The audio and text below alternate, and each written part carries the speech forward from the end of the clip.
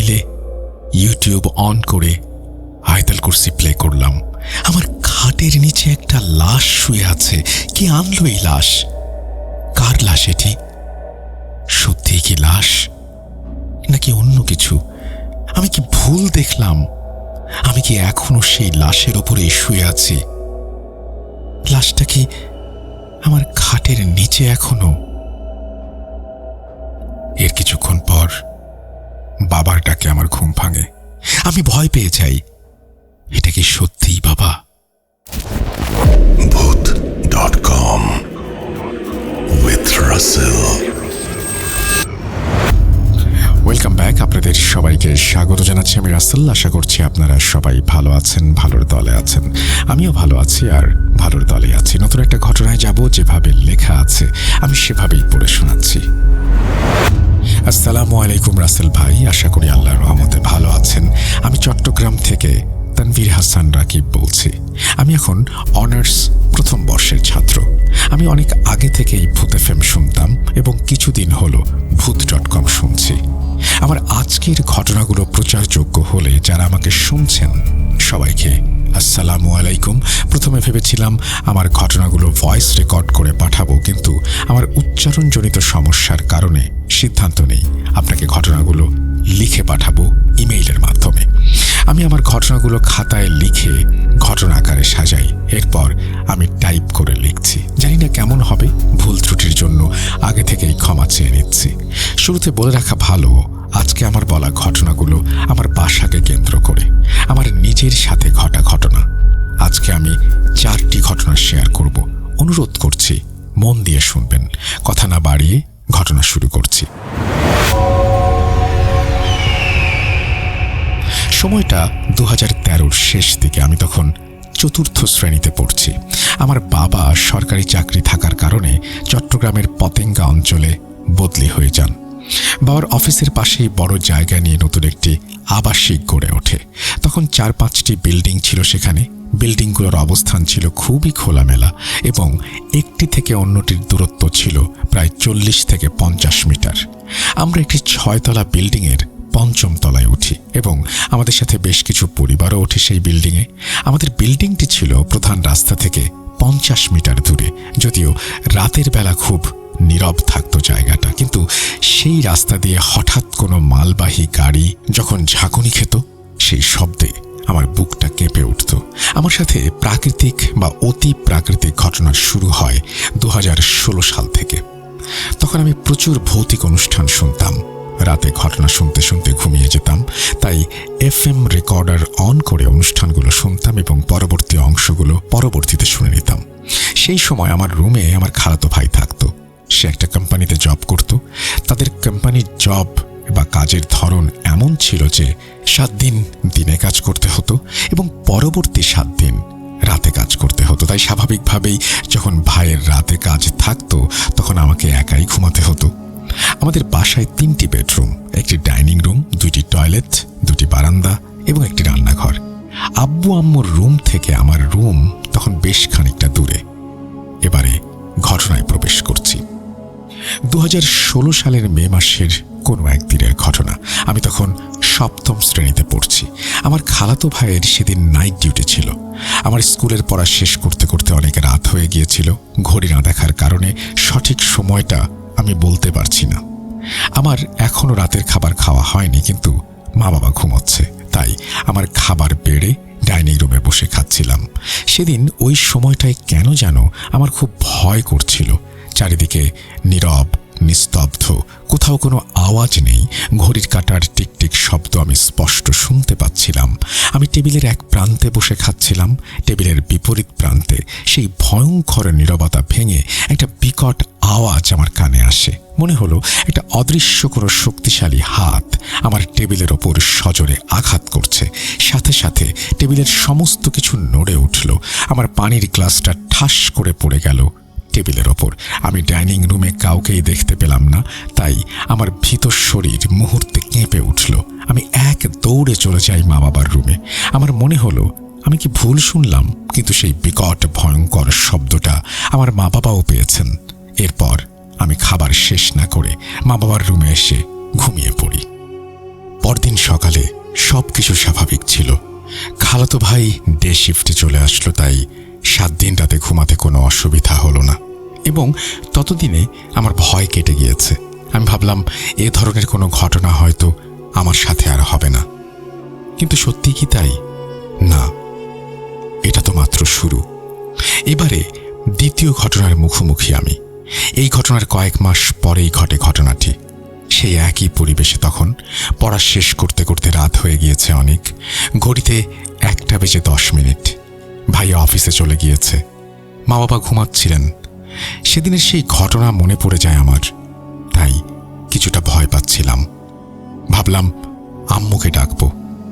আম্মুর রুমে যেতে হলে ডাইনিং রুম দিয়ে যেতে হয়, কিন্তু আমি ডাইনিং রুমে যেয়ে দেখি আম্মু। আবছা আলোতে যতটুকু দেখতে পেলাম, তিনি অন্ধকারের মধ্যে সাদা কাপড় পরে হালকা ঘোমটা দিয়ে মাথা নিচু করে বসে আছেন টেবিলের শেষ প্রান্তে। তখন কিছুটা স্বস্তি পাই, কিন্তু অদ্ভুত ব্যাপার, ডাইনিং রুমটাতে আসতেই আমার কাছে খুব ঠান্ডা লাগছিল। বারান্দা তো বন্ধ, তাহলে রুমটা এত ঠান্ডা হলো কিভাবে? যাই হোক, খাবার ঠান্ডা হয়ে যাওয়াতে আম্মুকে বললাম, আম্মু খাবারটা গরম করে দাও তো। আম্মু কোনো সাড়া দিল না। আমি আবারও আম্মুকে বললাম, খাবারটা গরম করে খাবারটা বেড়ে দাও, আমি টয়লেট থেকে আসছি। এখন একটা গোঙানির মতো আওয়াজ আমি শুনতে পাই। ভাবলাম তিনি হয়তো খাবার গরম করতে উঠেছেন। এরপর আমি টয়লেটে চলে যাই ফ্রেশ হওয়ার জন্য এবং 7 থেকে 8 মিনিট পর টয়লেট থেকে বের হয়ে দেখি ডাইনিং রুমের লাইটটা এখনো অফ করা। অল্প আলোতে দেখি আমার আম্মু বসার জায়গা চেঞ্জ করে আমার পাশের চেয়ারে মাথা নিচু করে বসে আছে। এরপর আমি তাকে কিছু বলি না। আমি আমার রুমে চলে যাই এবং গামছা নিয়ে মুখ মুছতে মুছতে ডাইনিং রুমে লাইটের সুইচের কাছে যাই লাইট চালানোর জন্য। লাইটের সুইচটি ছিল আমার আম্মু বসে থাকার ঠিক পেছনে, তাই আমি যখনই আম্মুর কাছাকাছি যাই তখনই আমার কাছে প্রচণ্ড ঠান্ডা অনুভূতি হয়। আমি বুঝতে পারছিলাম না এই ছোট্ট জায়গাটা এত ঠান্ডা হলো কিভাবে। তখন আমার গামছাটি আমার মুখে, তখন আমার ঠিক পেছনেই আমার আম্মু বসেছিল। আমি লাইট জ্বালাই। পরক্ষণে আমি পেছনে ফিরে দেখি ডাইনিং রুমে কারো কোনো অস্তিত্ব নেই। আম্মু তো বসেছিল এখানে, এত তাড়াতাড়ি কোথায় যাবে সে? আমি ভাবলাম হয়তো ঘুমোতে চলে গেছে, কিন্তু এতটা নিঃশব্দে কিভাবে যেতে পারে? হয়তো রান্নাঘরে চলে গেছে, কিন্তু রান্নাঘরে যেয়ে দেখি কেউ নেই। এরপর আব্বু আম্মুর রুমে যেয়ে দেখি দরজা লাগানো, কিন্তু এত তাড়াতাড়ি আম্মু দরজা লাগিয়ে ফেলল, কোনো শব্দই পেলাম না। হতে পারে আমি শুনতে পাইনি কোনো কারণে। আমি তখন পর্যন্ত ভয় পাচ্ছিলাম না। রুমটা এত ঠান্ডা হওয়ার বিষয়টা যদিও বুঝতে পারছিলাম না, তারপরও সব স্বাভাবিক লাগছিল আমার কাছে। এরপর আমি চেয়ারে বসি খাবার খাওয়ার জন্য এবং খাবারে হাত দেই। খাবারটি ছিল প্রচণ্ড রকমের ঠান্ডা, মনে হলো মাত্র ডিপ ফ্রিজ থেকে খাবারটি বের করে আমাকে দেয়া হয়েছে। আম্মু তো জানতো আমি এখনো রাতের খাবার খাইনি, তাহলে তিনি খাবার ফ্রিজে রাখলেন কেন? আমার তখন খুব রাগ হচ্ছিল আম্মুর ওপর। তারপর কোনো মতে অল্প কিছু খেয়ে শুয়ে পড়ি। পরদিন সকালে আম্মুকে কিছুটা বিরক্তির সুরেই বললাম, তোমাকে রাতে বললাম খাবার গরম করে দিতে, তা না করে তুমি ফ্রিজ থেকে খাবার বের করে দিয়েছ কেন? কিছুটা অবাক হয়ে আম্মু বলে, কি বলিস? কখন বলেছিস আমাকে? তখন আমি আম্মুকে রাতের ঘটনা বলি। এরপর আম্মুর উত্তর শুনে আমি হতভম্ব হয়ে যাই। আম্মু বলল, আমি তো কাল রাতে ঘুম থেকেই উঠিনি, ডাইনিং রুমে বসে থাকা তো দূরের কথা, আর আমি খাবার ফ্রিজেও রাখিনি, খাবার ঢাকা ছিল টেবিলে। আমি আম্মুর কথা বিশ্বাস করতে পারছিলাম না, তাই আবারও বললাম, মনে করে দেখো রাতে সাদা জামা পরে তুমি চেয়ারে বসেছিলে।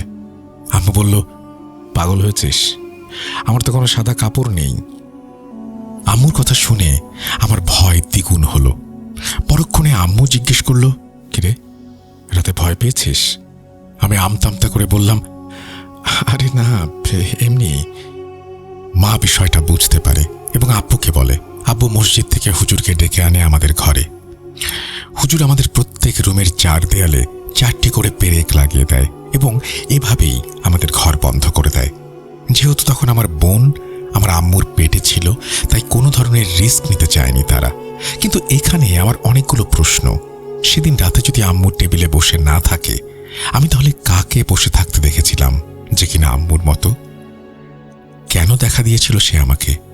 আমার খাবার এত ঠান্ডাই বা হলো কিভাবে, বলতে পারবেন?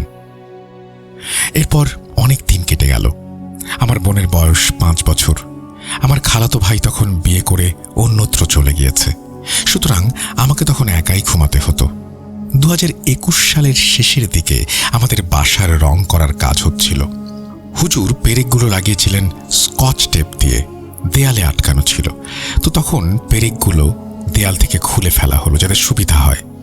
পরবর্তীতে পেরেকগুলো ফেলে দেয়া হয়।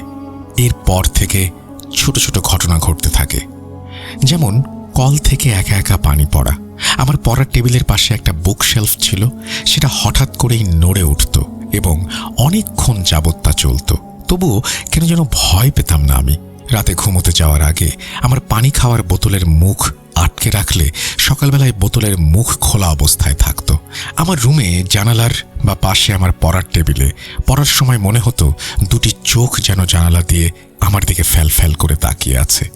এই ঘটনাগুলো আমার সাথে এখনো ঘটে। এর পরের ঘটনা 2022-এর জানুয়ারি মাসে। সময়টা ছিল মাগরিবের আজানের পর। বাবা নামাজে চলে গিয়েছেন এবং মা বোনকে নিয়ে হাঁটতে বের হয়েছিলেন।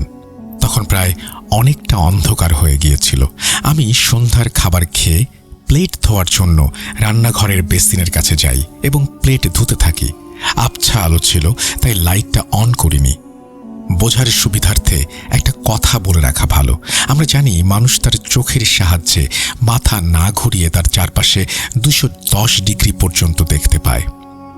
আমাদের চোখের ফোকাস কোনো একটি নির্দিষ্ট বিন্দুতে থাকলে সেই বিন্দুর চারিদিকে দৃশ্যগুলো স্পষ্ট না হলেও আমরা অনুমান করতে পারি সেখানে কি আছে। যেমন আপনি যদি সোজা সামনের দিকে তাকিয়ে থাকেন, তখন আপনার ডান বা বাম পাশে কোনো মানুষ দাঁড়িয়ে থাকলে যেমনটা দেখা যাবে, ঠিক তেমনি আমার ফোকাস যখন প্লেটের ওপর ছিল, আমি লক্ষ্য করি আমার কোমরের পাশে কিছু একটা রয়েছে। আমি মাথা না ঘুরিয়ে বোঝার চেষ্টা করলাম এটা আসলে কি হতে পারে। পরক্ষণে আমি স্পষ্ট বুঝতে পারলাম আমার কোমরের কাছে একটা বাচ্চার মাথা, যে আমার দিকে করুণ দৃষ্টিতে তাকিয়ে আছে বলে মনে হলো। আমার কাছে কিছু একটা চাইছে সে। এমন একটা ভঙ্গিতে দাঁড়িয়েছিল যে আমার কাছ থেকে খাবার চাইছে। আমার চোখ তখন প্লেটের ওপরে ছিল। আমি বুঝতে পারছিলাম তার দিকে সরাসরি তাকালে হয়তো ভয় পেতে পারি, তাই আস্তে আস্তে মাথা সোজা রেখে পেছনের দিকে হাঁটছি। তখন রান্নাঘরের দরজার কাছে আসতেই প্লেটটি সেই বাচ্চার দিকে ছুঁড়ে দিয়ে ঘরের বাইরে সিঁড়ির উপরে গিয়ে বসি। এরপর আম্মু আসে, তখন একসাথে ঘরের ভেতরে ঢুকি। এই ঘটনা আমি তখন আম্মুকে শেয়ার করিনি, যেহেতু আমি সরাসরি কিছু দেখিনি, তাই ভাবলাম ভুল হতে পারে আমার। পরবর্তীতে আম্মুর সাথে রান্নাঘরে যাই এবং দেখি প্লেটটা মেঝেতে পড়ে আছে এবং সেখানে কেউ নেই। এটা আমার চোখের ভুল কিনা ব্যাপারটা বোঝার জন্য আমি আবারও একই জায়গায় যেয়ে দাঁড়াই বেসিনের সামনে। এরপর আমি দেখার এবং বোঝার চেষ্টা করি সেরকম কোনো দৃশ্য আমি আবারও দেখতে পাই কিনা।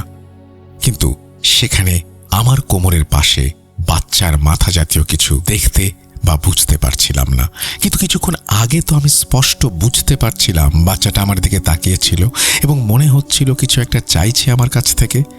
পুরো বাসাটা আমি তন্ন তন্ন করে খুঁজে দেখলাম, কোথাও পেলাম না বাচ্চাটাকে। তবে কোথায় গেল সেই বাচ্চাটা? আমার বলা শেষ ঘটনা শুরু করছি। এই ঘটনাটি মারাত্মক রকমের ভয়ঙ্কর ছিল আমার জন্য। আমার খুব একটা বেশি নামাজ পড়া হতো না। তখন আব্বু ফজরের প্রত্যেক ওয়াক্তে আমাকে নামাজের জন্য ডেকে দিত। বাবার একটা অভ্যাস ছিল, বিশেষ করে ফজরের সময় আমাকে ততক্ষণ পর্যন্ত বাবা ডেকে যেত যতক্ষণ না আমি বাবার ডাকে সাড়া দেই। এখনও তার ব্যতিক্রম নেই। সময়টা 2022 সালের মাঝামাঝি। তখন আমার সামনে এইচএসসির টেস্ট পরীক্ষা, তাই টুকটাক নামাজ পড়া শুরু করেছি। রোজারিদের প্রায় 1 মাস পর কোনো একদিন আমি খুব স্বাভাবিকভাবে রাতে পড়াশোনা করে ঘুমিয়ে যাই। এরপর ঘুমের মধ্যে বাবার ডাক শুনতে পাই। বাবা আমাকে ডাকছেন নামাজের জন্য। আমি তখন চোখ খুলে ফেলি, কিন্তু অলসতার কারণে তখন বাবার ডাকে সাড়া দিলাম না। ভাবলাম বাবা তো আবার আমাকে ডেকে দেবেন, তখন না হয় ডাকে সাড়া দেব। আশায় তার দ্বিতীয় ডাকের জন্য অপেক্ষা করতে থাকলাম, কিন্তু আশ্চর্যের বিষয় বাবা আমাকে আর ডাকলেন না। সবকিছু নীরব, নিস্তব্ধ। এরপর আমি বিছানা থেকে মেঝেতে পা রাখি। তখনই হঠাৎ একটা তীব্র আতরের গন্ধ আমার নাকে আমি অনুভব করি। কোথা থেকে আসলো এই আতরের তীব্র গন্ধ? এটা কি বাবা দিয়েছে? নিজেকে প্রশ্ন করলাম। পরবর্তীতে উত্তর দিলাম, এই গন্ধের আতর বাবা তো কখনো ব্যবহার করতো না। যে আতর বাবা রমজান মাসে এনেছিল তা তো কিছুদিন আগেই শেষ হয়ে গিয়েছে। এরপর আমি আর কিছু না ভেবে অজু করতে যাই। বিছানা থেকে যত দূরে যাচ্ছি আতরের তীব্র গন্ধটা আস্তে আস্তে কমে যাচ্ছিল। এরপর অজু করে যেই আবার রুমে ঢুকেছি, গন্ধটা আবারও তীব্রভাবে পেতে শুরু করি। আমি আর পাত্তা দিলাম না এই ব্যাপারে। হতে পারে বাবা নতুন আতর দিয়েছেন। ফজরের 2 রাকাত সুন্নত নামাজ পড়ার জন্য জায়নামাজটা মেঝেতে পাতি। আমার খাটের ডান দিকে জায়নামাজ বিছাই। আমার খাটটি ছিল নিচে ফাঁকা, অর্থাৎ খাটের নিচে কোনো জিনিস রাখা যেত এমন ধরনের খাট, এবং সহজেই তা বের করা যায়। তখন আমার খাটের নিচে কোনো জিনিসপত্রই ছিল না। আমি জায়নামাজে দাঁড়াই, 1 রাকাতের সূরা পাঠ করি এবং রুকু করে সিজদা দেই। সিজদায় তসবিহ পাঠ করার সময় আমি সেই তীব্র আতরের গন্ধটা আরও তীব্রভাবে পাচ্ছিলাম। আমার মনে হলো কাছাকাছি কোথাও কেউ আতরের ডিব্বা থেকে আতর মেঝেতে ঢেলে দিয়েছে। এরপর আমি সিজদা থেকে উঠি এবং দ্বিতীয় সিজদা দেই। ঠিক তখনই একটা অস্বাভাবিক জিনিস আমি খেয়াল করি। বোঝার সুবিধার্থে বলছি, আমরা জানি সিজদা দিলে আমাদের ডান বা বাম পাশ দিয়ে কোনো মানুষ বা কোনো বস্তু থাকলে আমরা বুঝতে পারি আমাদের পাশে কেউ একজন আছে। ঠিক তেমনি সিজদার সময় আমি আমার বাম পাশে অর্থাৎ খাটের নিচে কিছু একটার চলাচল বা মুভমেন্ট লক্ষ্য করি। তখন আমার রুমে ডিম লাইট অন করা ছিল, তাই আবছা আলোতে যতটুকু দেখা যাচ্ছে তা হলো সাদা বস্তু জাতীয় কিছু একটা হবে। এরপর সিজদা থেকে উঠি এবং দ্বিতীয় রাকাতের সিজদার সময় আমার চোখ বাঁ দিকে ঘুরিয়ে বোঝার চেষ্টা করি সেখানে আসলে কি আছে। আমি বুঝতে পারি যে একটা লম্বা সাদা আকারের বস্তা জাতীয় কিছু আমার খাটের নিচে লম্বালম্বিভাবে শোয়ানো। আমার কৌতূহল তখন আরও বেড়ে গেল। খাটের নিচে আসলেই কি আছে দেখার তীব্র ইচ্ছা জাগলো। আমি তাই কোনো মতে নামাজ শেষ করে বসা অবস্থায় মাথাটি বাঁ দিকে ঘুরিয়ে আস্তে আস্তে নিচের দিকে ঝোঁকাই।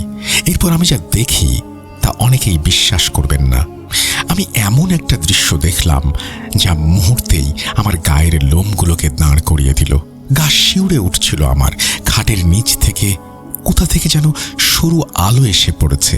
সেই আলোতেই দেখলাম সাদা কাফনে মোড়ানো একটা লাশ লম্বা করে শোয়ানো আছে আমার খাটের নিচে। কাফনের এক টুকরো কাপড় বাতাসে উড়ছে, যা প্রথম সিজদার সময় আমি মুভমেন্ট হিসেবে বুঝতে পেরেছিলাম। এই দৃশ্য দেখে আমার মাথা আমি আর ওঠাতে পারছিলাম না। শরীর ভারী হয়ে আসছিল। প্রচণ্ড জোরে চিৎকার করতে চাইছি, কিন্তু কেন যেন পারছি না। সেই লাশের শরীর থেকে আতরের গন্ধ আসছিল। মনে হলো সেই আতরের গন্ধ আমাকে মাতাল করে দিচ্ছে। আমি বসা থেকে উঠতে পারছিলাম না। মনে হলো কেউ যেন প্রচণ্ড শক্তি দিয়ে আমার শরীরটাকে নিচের দিকে চেপে ধরে রেখেছে। শরীর দিয়ে গড়গড় করে ঘাম পড়তে থাকলো। পুরো শরীর ঘামে ভিজে একাকার হয়ে গেল। আমি মনে মনে আল্লাহর নাম বলতে বলতে এক লাফ দিয়ে মশারি ছেড়ে বিছানায় উঠে পড়ি এবং জোরে জোরে সূরা পড়তে থাকি, কিন্তু আমার মুখ দিয়ে কোনো আওয়াজ বের হচ্ছিল না। আমার মোবাইল হাতে নিয়ে আমি দেখলাম রাত 2:33। ফজরের ওয়াক্ত এখনো হয়নি। তাহলে কে আমাকে ডাকলো? আমি মোবাইল ইউটিউব থেকে আয়াতুল কুরসি প্লে করলাম। আমার খাটের নিচে একটা লাশ শুয়ে আছে। কে আনলো এই লাশ? কার লাশ এটা? সত্যিই কি লাশ নাকি অন্য কিছু? আমি কি ভুল দেখলাম? আমি কি এখনো সেই লাশের ওপরেই শুয়ে আছি? লাশটা কি আমার খাটের নিচে আছে এখনো? ভাবতে ভাবতে কখন যে ঘুমিয়ে পড়েছি বুঝতে পারিনি। এর কিছুক্ষণ পর বাবার ডাকে আমার ঘুম ভাঙে। আমি আবারও ভয় পেয়ে যাই যে এখন আমাকে ডাকছে সে কি সত্যিই বাবা? আমি সাড়া দিলাম না। পরবর্তীতে বাবা আবারও আমাকে ডাকে এবং আমি সেই আতরের গন্ধটা আর পাচ্ছিলাম না। এরপর বাবা আমার রুমে প্রবেশ করে এবং পুনরায় আমাকে ডাকে। আমি বুঝতে পারি তিনি আমার বাবা। তখন আমি তার ডাকে সাড়া দেই। এরপর বাবাকে বলি, তুমি যাও, আমার ভালো লাগছে না। বাবা চলে গেল। এরপর আমি ঘুমিয়ে পড়ি। সকালবেলা খাটের নিচটা দেখার সাহস হয়ে ওঠেনি আমার। তাই বোনকে বললাম, দেখ তো খাটের নিচে কোনো বস্তা জাতীয় কিছু আছে কিনা। সে বলল, না ভাইয়া, কিছু নেই। পরবর্তীতে আমি নিজে দেখলাম কিছুই ছিল না সেখানে।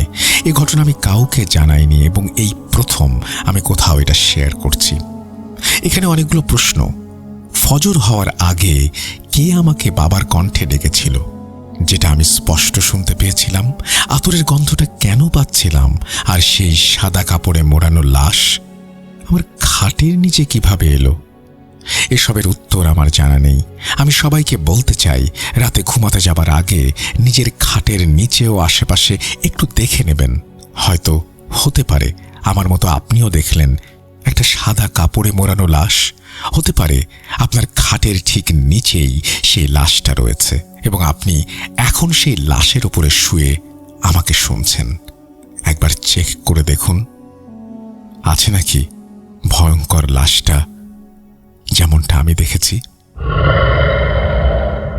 আজ এতটুকুতেই থামতে হচ্ছে। আমার আরও ঘটনা আছে এবং এই ঘটনাগুলো শুধুমাত্র আমার সাথেই ঘটেছে, আমার পরিবারের কারো সাথে ঘটেনি।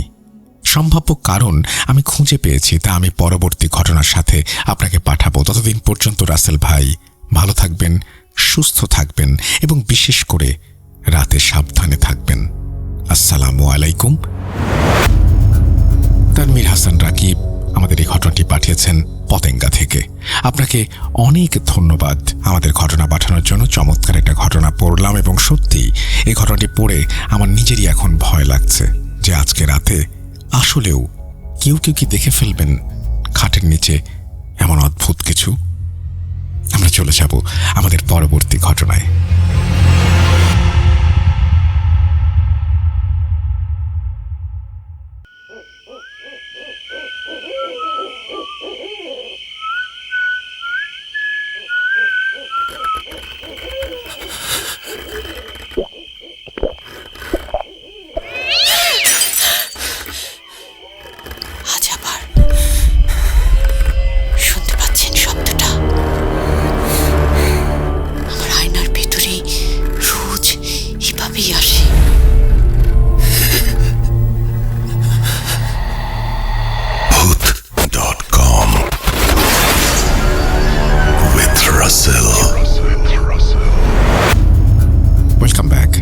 সবাইকে স্বাগত জানাচ্ছি আমি রাসেল। আশা করছি আপনারা সবাই ভালো আছেন, ভালোর দলে আছেন। আমিও ভালো আছি আর ভালোর দলেই আছি। নতুন একটা ঘটনায় যাব, যেভাবে লেখা আছে আমি সেভাবেই পড়ে শোনাচ্ছি। ভয় শব্দটা 2 অক্ষরের হলেও এই 2 অক্ষরের মিলনে গঠিত শব্দের মাঝে যে অকল্পনীয় ভয়াবহতা রয়েছে তা শুধু সেই জানে যে এর সম্মুখীন হয়। শব্দটা অতি ক্ষুদ্র, তবে এটি এক একটি মানুষের জীবন কেড়ে নিতেও পরোয়া করে না। আমি তানিয়া সুলতানা প্রীতি লিখছি নড়াইল জেলার লোহাগড়া উপজেলার কোটাকল ইউনিয়নের কোটাকল গ্রাম থেকে। প্রথমে আমি ভয় শব্দটা নিয়ে কয়েক লাইন লিখেছি, তার কারণ এই ছোট্ট শব্দটির সাথে জড়িত কিছু ভিন্ন ভিন্ন এবং ছোট ছোট ঘটনা রয়েছে। এই শব্দটির জন্য আমি আমার জন্মের আগেই আমার রক্তের সম্পর্কের 2জন ব্যক্তিকে দেখার সৌভাগ্য হারিয়েছি। আজ আমি ক্রমান্বয়ে সেই ঘটনাগুলোই লিখব। আমি অনিচ্ছাকৃত ভুলগুলোর জন্য ক্ষমা প্রার্থনা করছি।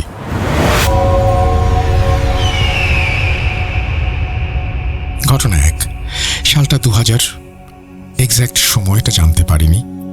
আমার দাদা বাড়ি নড়াইল জেলার নড়াকাতি থানার খাসিয়াল ইউনিয়নের একটি গ্রামে। আমার দাদার নাম রহিম মোল্লা। তিনি তৎকালীন সময়ে প্রাথমিক বিশ্ববিদ্যালয়ের একজন স্বনামধন্য শিক্ষক ছিলেন বিধায় সবাই তাকে রহিম মাস্টার নামে চিনতেন। বিদ্যালয়টি আমাদের বাড়ি থেকে বেশ অনেকটাই দূরে ছিল। আমার দাদার একটা দুর্বলতা ছিল, আর তা হলো তার একটা পা ঘোড়া। প্রতিদিনের মতো আমার দাদা বিদ্যালয়ের সমস্ত কাজ শেষ করে বাড়ির উদ্দেশ্যে বেরিয়ে পড়েন। তখনকার সময়ে যাতায়াতের জন্য যানবাহন ছিল না, তাই আমার দাদা পায়ে হেঁটেই বাড়ি ফিরতেন এবং সেদিনও পায়ে হেঁটেই ফিরছিলেন। বাড়ি থেকে কিছুটা দূরেই একটা মোটামুটি রকমের ঘন বাগান পার করে আসতে হতো, আর সেই বাগানটা নিয়ে লোকমুখে নানা রকমের চর্চা শোনা যেত। দাদার সেদিন আসতে আসতে সন্ধ্যা ঘনিয়ে রাত নেমে আসে। তিনি আপন মনে আসছেন। হঠাৎই কেউ একজন দাদাকে প্রবল জোরে ধাক্কা দেয়। দাদা তা হাল সামলাতে না পেরে পাশে থাকা ড্রেনের ভেতরে গিয়ে পড়ে যান। তিনি উঠতে চেষ্টা করতেই একজোড়া অদৃশ্য হাত এসে তাকে চেপে ধরে। কিছু সময় ধরে বেশ ধস্তাধস্তি চলতে থাকে। সৌভাগ্যবশত সেদিন ৩-৪ জন লোক সেই রাস্তা দিয়ে যাচ্ছিলেন। তাদের কানে কারো গোঙানির এবং ধস্তাধস্তির আওয়াজ আসে। তারা সেই আওয়াজের উৎস খুঁজতে খুঁজতে ড্রেনের ভেতর কাউকে পড়ে থাকতে দেখে তাড়াতাড়ি করে তাকে ওঠায়। তারপর তাকে দেখেই চিনতে পারেন। তখনই একজন বলে ওঠেন, আরে ইনি তো আমাদের রহিম মাস্টার, তাড়াতাড়ি করে ওনাকে বাসায় নিয়ে চলো। তারপর লোকগুলো আমার দাদাকে ধরাধরি করে বাড়িতে নিয়ে গিয়ে গোসল করিয়ে পরিপাটি করে দাদাকে স্বাভাবিক করে তোলেন। বাসার সবাই তো প্রচণ্ড রকমের চিন্তায় পড়ে যায়। তারা সবাই মিলে দাদাকে কি হয়েছে জানতে চাইলে দাদা সবটা খুলে বলেন। সবাই সবটা শুনে দাদাকে কোনো আলেম বা হুজুরের কাছে গিয়ে ঝাড়ফুঁক করার উপদেশ দেন। তিনি সেটা এড়িয়ে যান। এমন করে চলতে চলতে পার হয়ে যায় কয়েকটা দিন। আস্তে আস্তে দাদার শরীরটা খারাপ হতে শুরু করে। তারপর আস্তে আস্তে তা ভয়াবহ জ্বরের রূপ নেয়। সেই প্রাণঘাতী ভয় এবং জ্বরের মিশ্রণ আমার দাদাকে চিকিৎসা নেবার সুযোগটুকুও দেয় না। কথায় বলে না, বিধাতার লেখন না যায় খণ্ডন। হয়তো আমার দাদার কপালে বিধাতা এমনভাবেই মৃত্যু লিখেছিলেন। তাই তো দাদা পৃথিবীর মায়া ত্যাগ করে পরপারে পাড়ি জমান, আর সেখানেই থেমে যায় স্বনামধন্য রহিম মাস্টারের জীবন কাহিনী। ঘটনা 2। এই ঘটনাটি আমার ফুপার। তাকেও আমি দেখিনি। মায়ের কাছে শুনেছি সে নাকি খুব সুঠাম দেহি এক পুরুষ ছিল। গায়ের রং নাকি ছিল প্রচণ্ড রকমের কালো। যাই হোক, আমার ফুপার মাছ ধরার প্রতি এক বিশেষ ধরনের আকর্ষণ কাজ করত।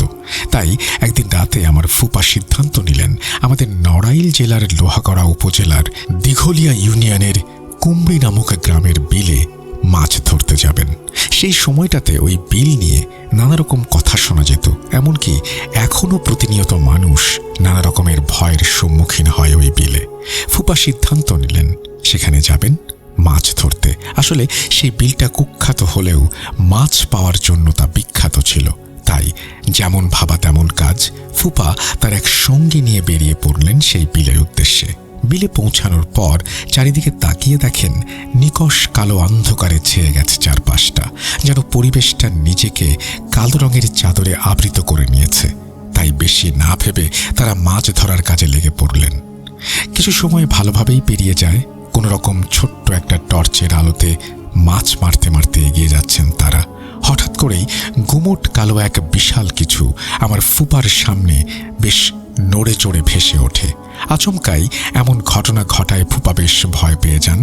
আসলে আমাদের মস্তিষ্ক বিশেষ করে দুটো পরিস্থিতিতে শান্তভাবে কাজ করতে পারে না। 1, অত্যন্ত রেগে গেলে, 2, অত্যন্ত ভয় পেলে। ফুপার ক্ষেত্রেও তার ব্যতিক্রম হলো না। ফুপা ঠান্ডা মাথায় ভাবার সময় পেলেন না যে তিনি যেটা দেখেছিলেন সেটা আসলে কি। তিনি প্রচণ্ড ভয় পেয়ে আর মাছ না ধরে বাড়ি ফিরে আসেন। বাড়ি ফিরে কাউকে তেমন কিছু বলেন না, কিন্তু তার মুখ দেখে ফুপি কিছুটা আন্দাজ করতে পেরে অনেকে জোরাজুরি করেন। জোরাজুরির এক পর্যায়ে ফুপা সবটা খুলে বলেন। ফুপি চিন্তিত মুখ নিয়ে ফুপাকে বলেন গোসল করে তারপর খেয়ে দিয়ে শুয়ে পড়তে। কিন্তু আমার ফুপাও ছিলেন তেমন নাছোড়বান্দা। নিজের শরীরের মতোই নিজের মনকে সুঠাম হিসেবে প্রমাণ করার জন্য তিনি ব্যাকুল। তাই ফুপাও জিদ করে বললেন, আরে ধুর, কি যে বলো তুমি? তোমার কি মনে হয় আমি ভয় পেয়েছি? না, আমি কোনো ভয় টয় পাইনি। তাই সব গোসলের দরকার নেই আমার। এখন আমাকে খেতে দাও, খুব ঘুম পেয়েছে, ঘুমাবো আমি। ফুপার এমন কথায় ফুপি বুঝতে পারে ফুপা তার কোনো কথা শুনতে রাজি না। তাই ফুপিও বাধ্য হয়ে খাবার বেড়ে দেন, আর ফুপাও বেশ আয়েশ করে খেয়ে ঘুমিয়ে পড়েন। কেটে যায় কিছুদিন। ফুপা আর যান না মাছ ধরতে। তার মনের গভীরে ভয়টা বেশ ভালোভাবেই জেঁকে বসেছিল, কিন্তু তা তিনি কারো সামনে প্রকাশ করেন না। আস্তে আস্তে ফুপাও একটু অসুস্থ হয়ে পড়েন, তবে অতটা ধরার মতো নয়। আমার ফুপার বিদেশ যাওয়ার খুব ইচ্ছে ছিল, তাই ভিসা পাসপোর্ট করার জন্য ঢাকায় গিয়ে মেডিকেল চেক আপ করান। তখন ধরা পড়ে তাঁর জন্ডিস হয়েছে। শুধু জন্ডিস নয়, লিভারকেও অকেজো করে দিয়েছে রোগটা। এসব রিপোর্ট আসার পর ফুপার বিদেশ যাওয়ার স্বপ্নকে জলাঞ্জলি দিয়ে বাসায় ফিরে আসতে হয়। এর কিছুদিন পর থেকেই ফুপার প্রচণ্ড জ্বর হয়। তার এই জ্বরের জন্য তাকে ঢাকা অবধি নিয়ে যাওয়া হয়, কিন্তু শেষ রক্ষা হয়নি। ফুপাও আমার দাদার মতো পৃথিবীর মায়া ত্যাগ করে পরপারে চলে যান। ঘটনা 3। ঘটনাটি আমার বাবাকে কেন্দ্র করে। এবারের ঘটনাটার শেষটা একটু ব্যতিক্রম। আমার বাবা খুব ছোটবেলায় এই ঘটনাটির সম্মুখীন হন। আমার দাদার ইচ্ছে ছিল আমার বাবাকে হাফিজি পড়াবেন। সেই অনুযায়ী বাবাকে একটি মাদ্রাসায় ভর্তি করে দেওয়া হয়। বাবা সেখানেই পড়াশোনা শুরু করেন। আস্তে আস্তে বাবা বেশ অভ্যস্ত হয়ে যান সেখানে, আর পেরিয়ে যায় বেশ কয়েকটি মাস। বাবা বেশ মেধাবী থাকায় হুজুর তার প্রতি সন্তুষ্ট ছিলেন এবং ভালোবাসতেন। আমরা লক্ষ্য করি একটা নির্দিষ্ট সময়ে বিভিন্ন মাদ্রাসা থেকে ছাত্রদের পাঠানো হয় চাল তোলার জন্য। তেমনি বাবার মাদ্রাসা থেকে চাল তোলার জন্য বাবাকে এবং বাবার কাছের বন্ধুকে দায়িত্ব দেয়া হয়। পরিকল্পনা অনুযায়ী বাবা এবং তার বন্ধু সকাল সকাল বেরিয়ে পড়ার কথা ঠিক করেন। রাতে পরিকল্পনা করেন, নিজেদের মতো খাবার খেয়ে শুয়ে পড়েন। ভোরের দিকে হঠাৎ বাবার রুমের দরজায় কড়া নাড়ে। বাবা ঘুম ঘুম চোখে এসে দরজা খুলে অবাক হয়ে যান। দেখেন তার বন্ধু হাস্যোজ্জ্বল চেহারা নিয়ে দরজায় দাঁড়িয়ে আছে। বাবা বললেন, কি ব্যাপার, তুই এই সময়ে? তখন বাবার বন্ধু বললেন, মনে নেই আমাদের চাল তুলতে যাওয়ার কথা ছিল, তুই তো দেখছি ভুলেই গেছিস বেমালুম। আর এই সময়টা মানে কি? ভোর হয়ে গেছে দেখতে পাচ্ছিস না? বাবা বাইরে উঁকি দিয়ে দেখেন বাইরে অনেকটাই আলো ফুটেছে। তাই বাবা বললেন, দাঁড়া আসছি। বাবা তার বন্ধুকে দাঁড় করিয়ে রেখে ফ্রেশ হন এবং বেরিয়ে পড়েন চাল তুলতে যাওয়ার উদ্দেশ্যে। রাস্তায় গিয়ে সবকিছু স্বাভাবিক থাকলেও কিছুক্ষণ পর বাবা একটা অদ্ভুত জিনিস লক্ষ্য করেন। যে বন্ধু সবসময় কাঁধে হাত দিয়ে গলাগলি করে চলতে পছন্দ করত, সে কিনা আজ দূরত্ব বজিয়ে রেখে হাঁটছে। তাও একটু আধটু দূরত্ব নয়, অনেকটাই দূরত্ব বিরাজ করছে দুজনের মাঝে। এটা দেখে বাবা বারবার তাকে দাঁড়াতে বলেন, অথচ সে বলছে, আরে এই তো আমি আছি, তুই একটু দ্রুত পায়ে এগিয়ে আয়, তাহলেই আমরা একসাথে হাঁটতে পারবো। বাবা তার বন্ধুর কথা শুনে জোরে হাঁটা শুরু করেন, কিন্তু যত দ্রুতই হাঁটা শুরু করেন না কেন তার বন্ধুর কাছে যেতে পারেন না। তিনি দ্রুত হাঁটছেন, মনে হচ্ছে বন্ধু তার গতি বাড়াচ্ছে। এমন অবস্থায় বাবা খেয়াল করেন ভোর এখনো হয়নি, আকাশে পূর্ণ চাঁদ জ্বলজ্বল করছে।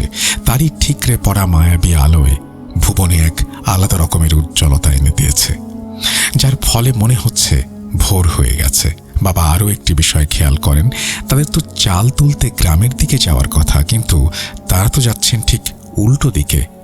মানে তারা যে পথ দিয়ে যাচ্ছেন সেই পথটা কিছু দূরে গিয়ে শেষ হয়েছে একটা কবরস্থানে। তখন বাবা দুয়ে দুয়ে মিলিয়ে 4 বুঝতে পারেন। বাবা তখন বুদ্ধি খাটিয়ে বন্ধুকে বলেন, এই যা, আমি একটা ভুল করে ফেলেছি। আসলে চাল তুলতে আসার সময় বড় একটা বস্তা আনার কথা ছিল, বস্তাটা তো আনতে ভুলে গেছি। আমরা তো বেশি দূর আসিনি এখনো। এক কাজ করি, আমি গিয়ে বস্তাটা বরং নিয়ে আসি। বাবা অপর পক্ষে কোনো জবাবের আশা না করেই উল্টো ঘুরে মাদ্রাসার দিকে হাঁটা শুরু করেন। তার বন্ধুও পেছনে পেছনে হাঁটতে শুরু করে আর তাকে ফিরতে মানা করে। তিনি বলেন তার সাথে নাকি বস্তা আছে, অথচ বাবা বিষয়টা বুঝতে পেরেছেন, তাই তিনি কোনো কথা না শুনেই যত দ্রুত সম্ভব হাঁটতে থাকেন। বাবা শুনতে পান পেছন থেকে তার বন্ধু রাগি রাগি গলায় তাকে যেতে নিষেধ করছে। একটা সময় বাবা মাদ্রাসার কাছে এসে পেছন ফিরে বলেন, তুই কে আমি বুঝতে পেরেছি, তুই তো এটা সেটা বাহানা করে আমাকে নিয়ে গেছিলি একটা অন্যদিকে, এখন তুই আমার কিচ্ছু করতে পারবি না। কথাগুলো বলে বাবা নিচে থাকা একটা মাটির দলা হাতে নিয়ে হুজুরের শেখানো দোয়া কালাম পড়ে সেই মাটির দলায় ফোঁ দিয়ে বলেন, আমার দিকে এগোনোর চেষ্টা করলে তোর জন্য বিষয়টা সুখকর হবে না, তাই যদি ভালো চাস চলে যা। এই কথা শুনে বাবার ওই বন্ধু তার রূপ পরিবর্তন করে। সেকেন্ডের মধ্যে সে পরিণত হয় একটি কুঁচকুঁচে কালো অবয়বে, যার চোখগুলো জ্বলজ্বল করছিল। সে বলে, জেনে গেছিস আমি কে? তাহলে তো ভালো কথা, আমাকে আর কষ্ট করতে হলো না। এবার তাহলে তোর প্রাণটা উপহার দে। বাবার দিকে এগোতে যাবে ঠিক তখনই আল্লাহ তাআলার অশেষ রহমতে ফজরের আজানের মনোমুগ্ধকর ধ্বনি ভেসে আসে। সেই অবয়বটা রাগ করে চলে যায় সেখান থেকে। বাবা এই দৃশ্য দেখে আর সহ্য করতে না পেরে কোনো রকমে দৌড়ে নিজের ঘরে এসে অজ্ঞান হয়ে যান।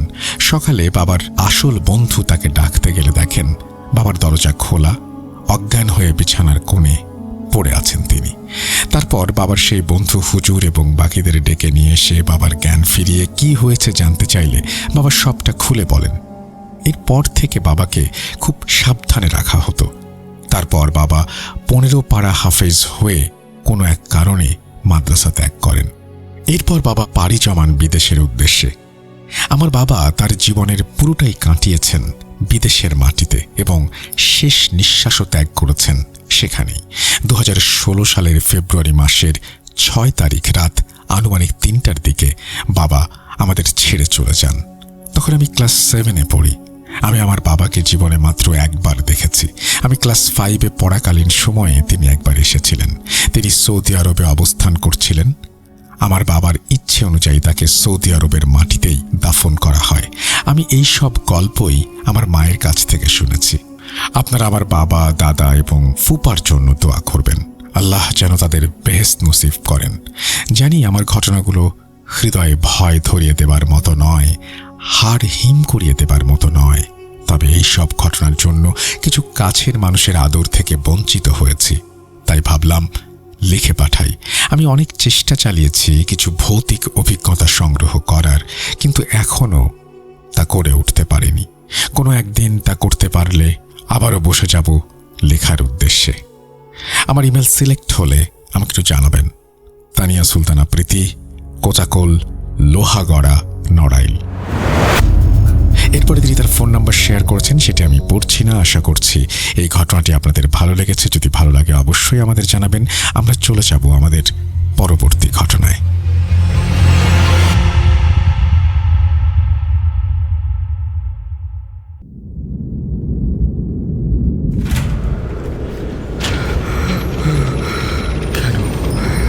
কেন তুমি আসো? আমি শুধু তোমার সাথেই থাকতে চাই। কিভাবে সম্ভব? মৃতদের এই পৃথিবীতে থাকতে নেই। তুমি তুমি চলে যাও, চলে যাও, প্লিজ চলে যাও।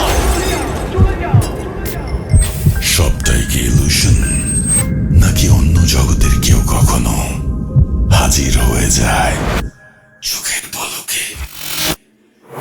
Bhoot.com with Russell. Welcome back. আপনাদের সবাইকে স্বাগত জানাচ্ছি আমি রাসেল। আশা করছি আপনারা সবাই ভালো আছেন, ভালোর তলে আছেন। আমিও ভালো আছি আর ভালোর তলে আছি। নতুন একটা ঘটনায় যাব, যেভাবে লেখা আছে আমি সেভাবেই পড়ে শোনাচ্ছি। আসসালামু আলাইকুম রাসেল ভাই। আশা করি সৃষ্টিকর্তার অসীম রহমতে ভালোই আছেন। আমার নাম আর্য, বাসা মাদারীপুরের একটি পুরনো গ্রামে। আপনার FM শুনতে শুনতে এমন একটা অভ্যেস হয়ে গেছে যে এখন আপনার FM না শুনলে রাতে ঘুম হয় না। অনলাইন থেকে শোনার মতো অবস্থায় নেই, কারণ আমি অনেক মাস যাবৎ লিবিয়া আটকে আছি। আর আমার কাছে সিম কার্ড না থাকায় চাইলেও আপনার ভিডিও নিয়মিত দেখতে পারি না, কমেন্ট করতে পারি না, কিন্তু আপনার সব ঘটনা চালিয়ে যাচ্ছি। আমাদের 3 দিন পর পর 1.5 ঘন্টা থেকে 2 ঘন্টার মতো মোবাইল হটস্পট দিয়ে নেটওয়ার্ক দেওয়া হয় বাড়িতে কথা বলার জন্য। তখন আপনার অনেকগুলো এপিসোড ডাউনলোড করে রাখি এবং রাতে ঘুমানোর আগে চালিয়ে শুনি। কি অদ্ভুত কথা, আমি থামছি একটু। আমার আসলেই আমি ভীষণ ইমোশনাল হয়ে গেলাম এই কথাটা পড়ে।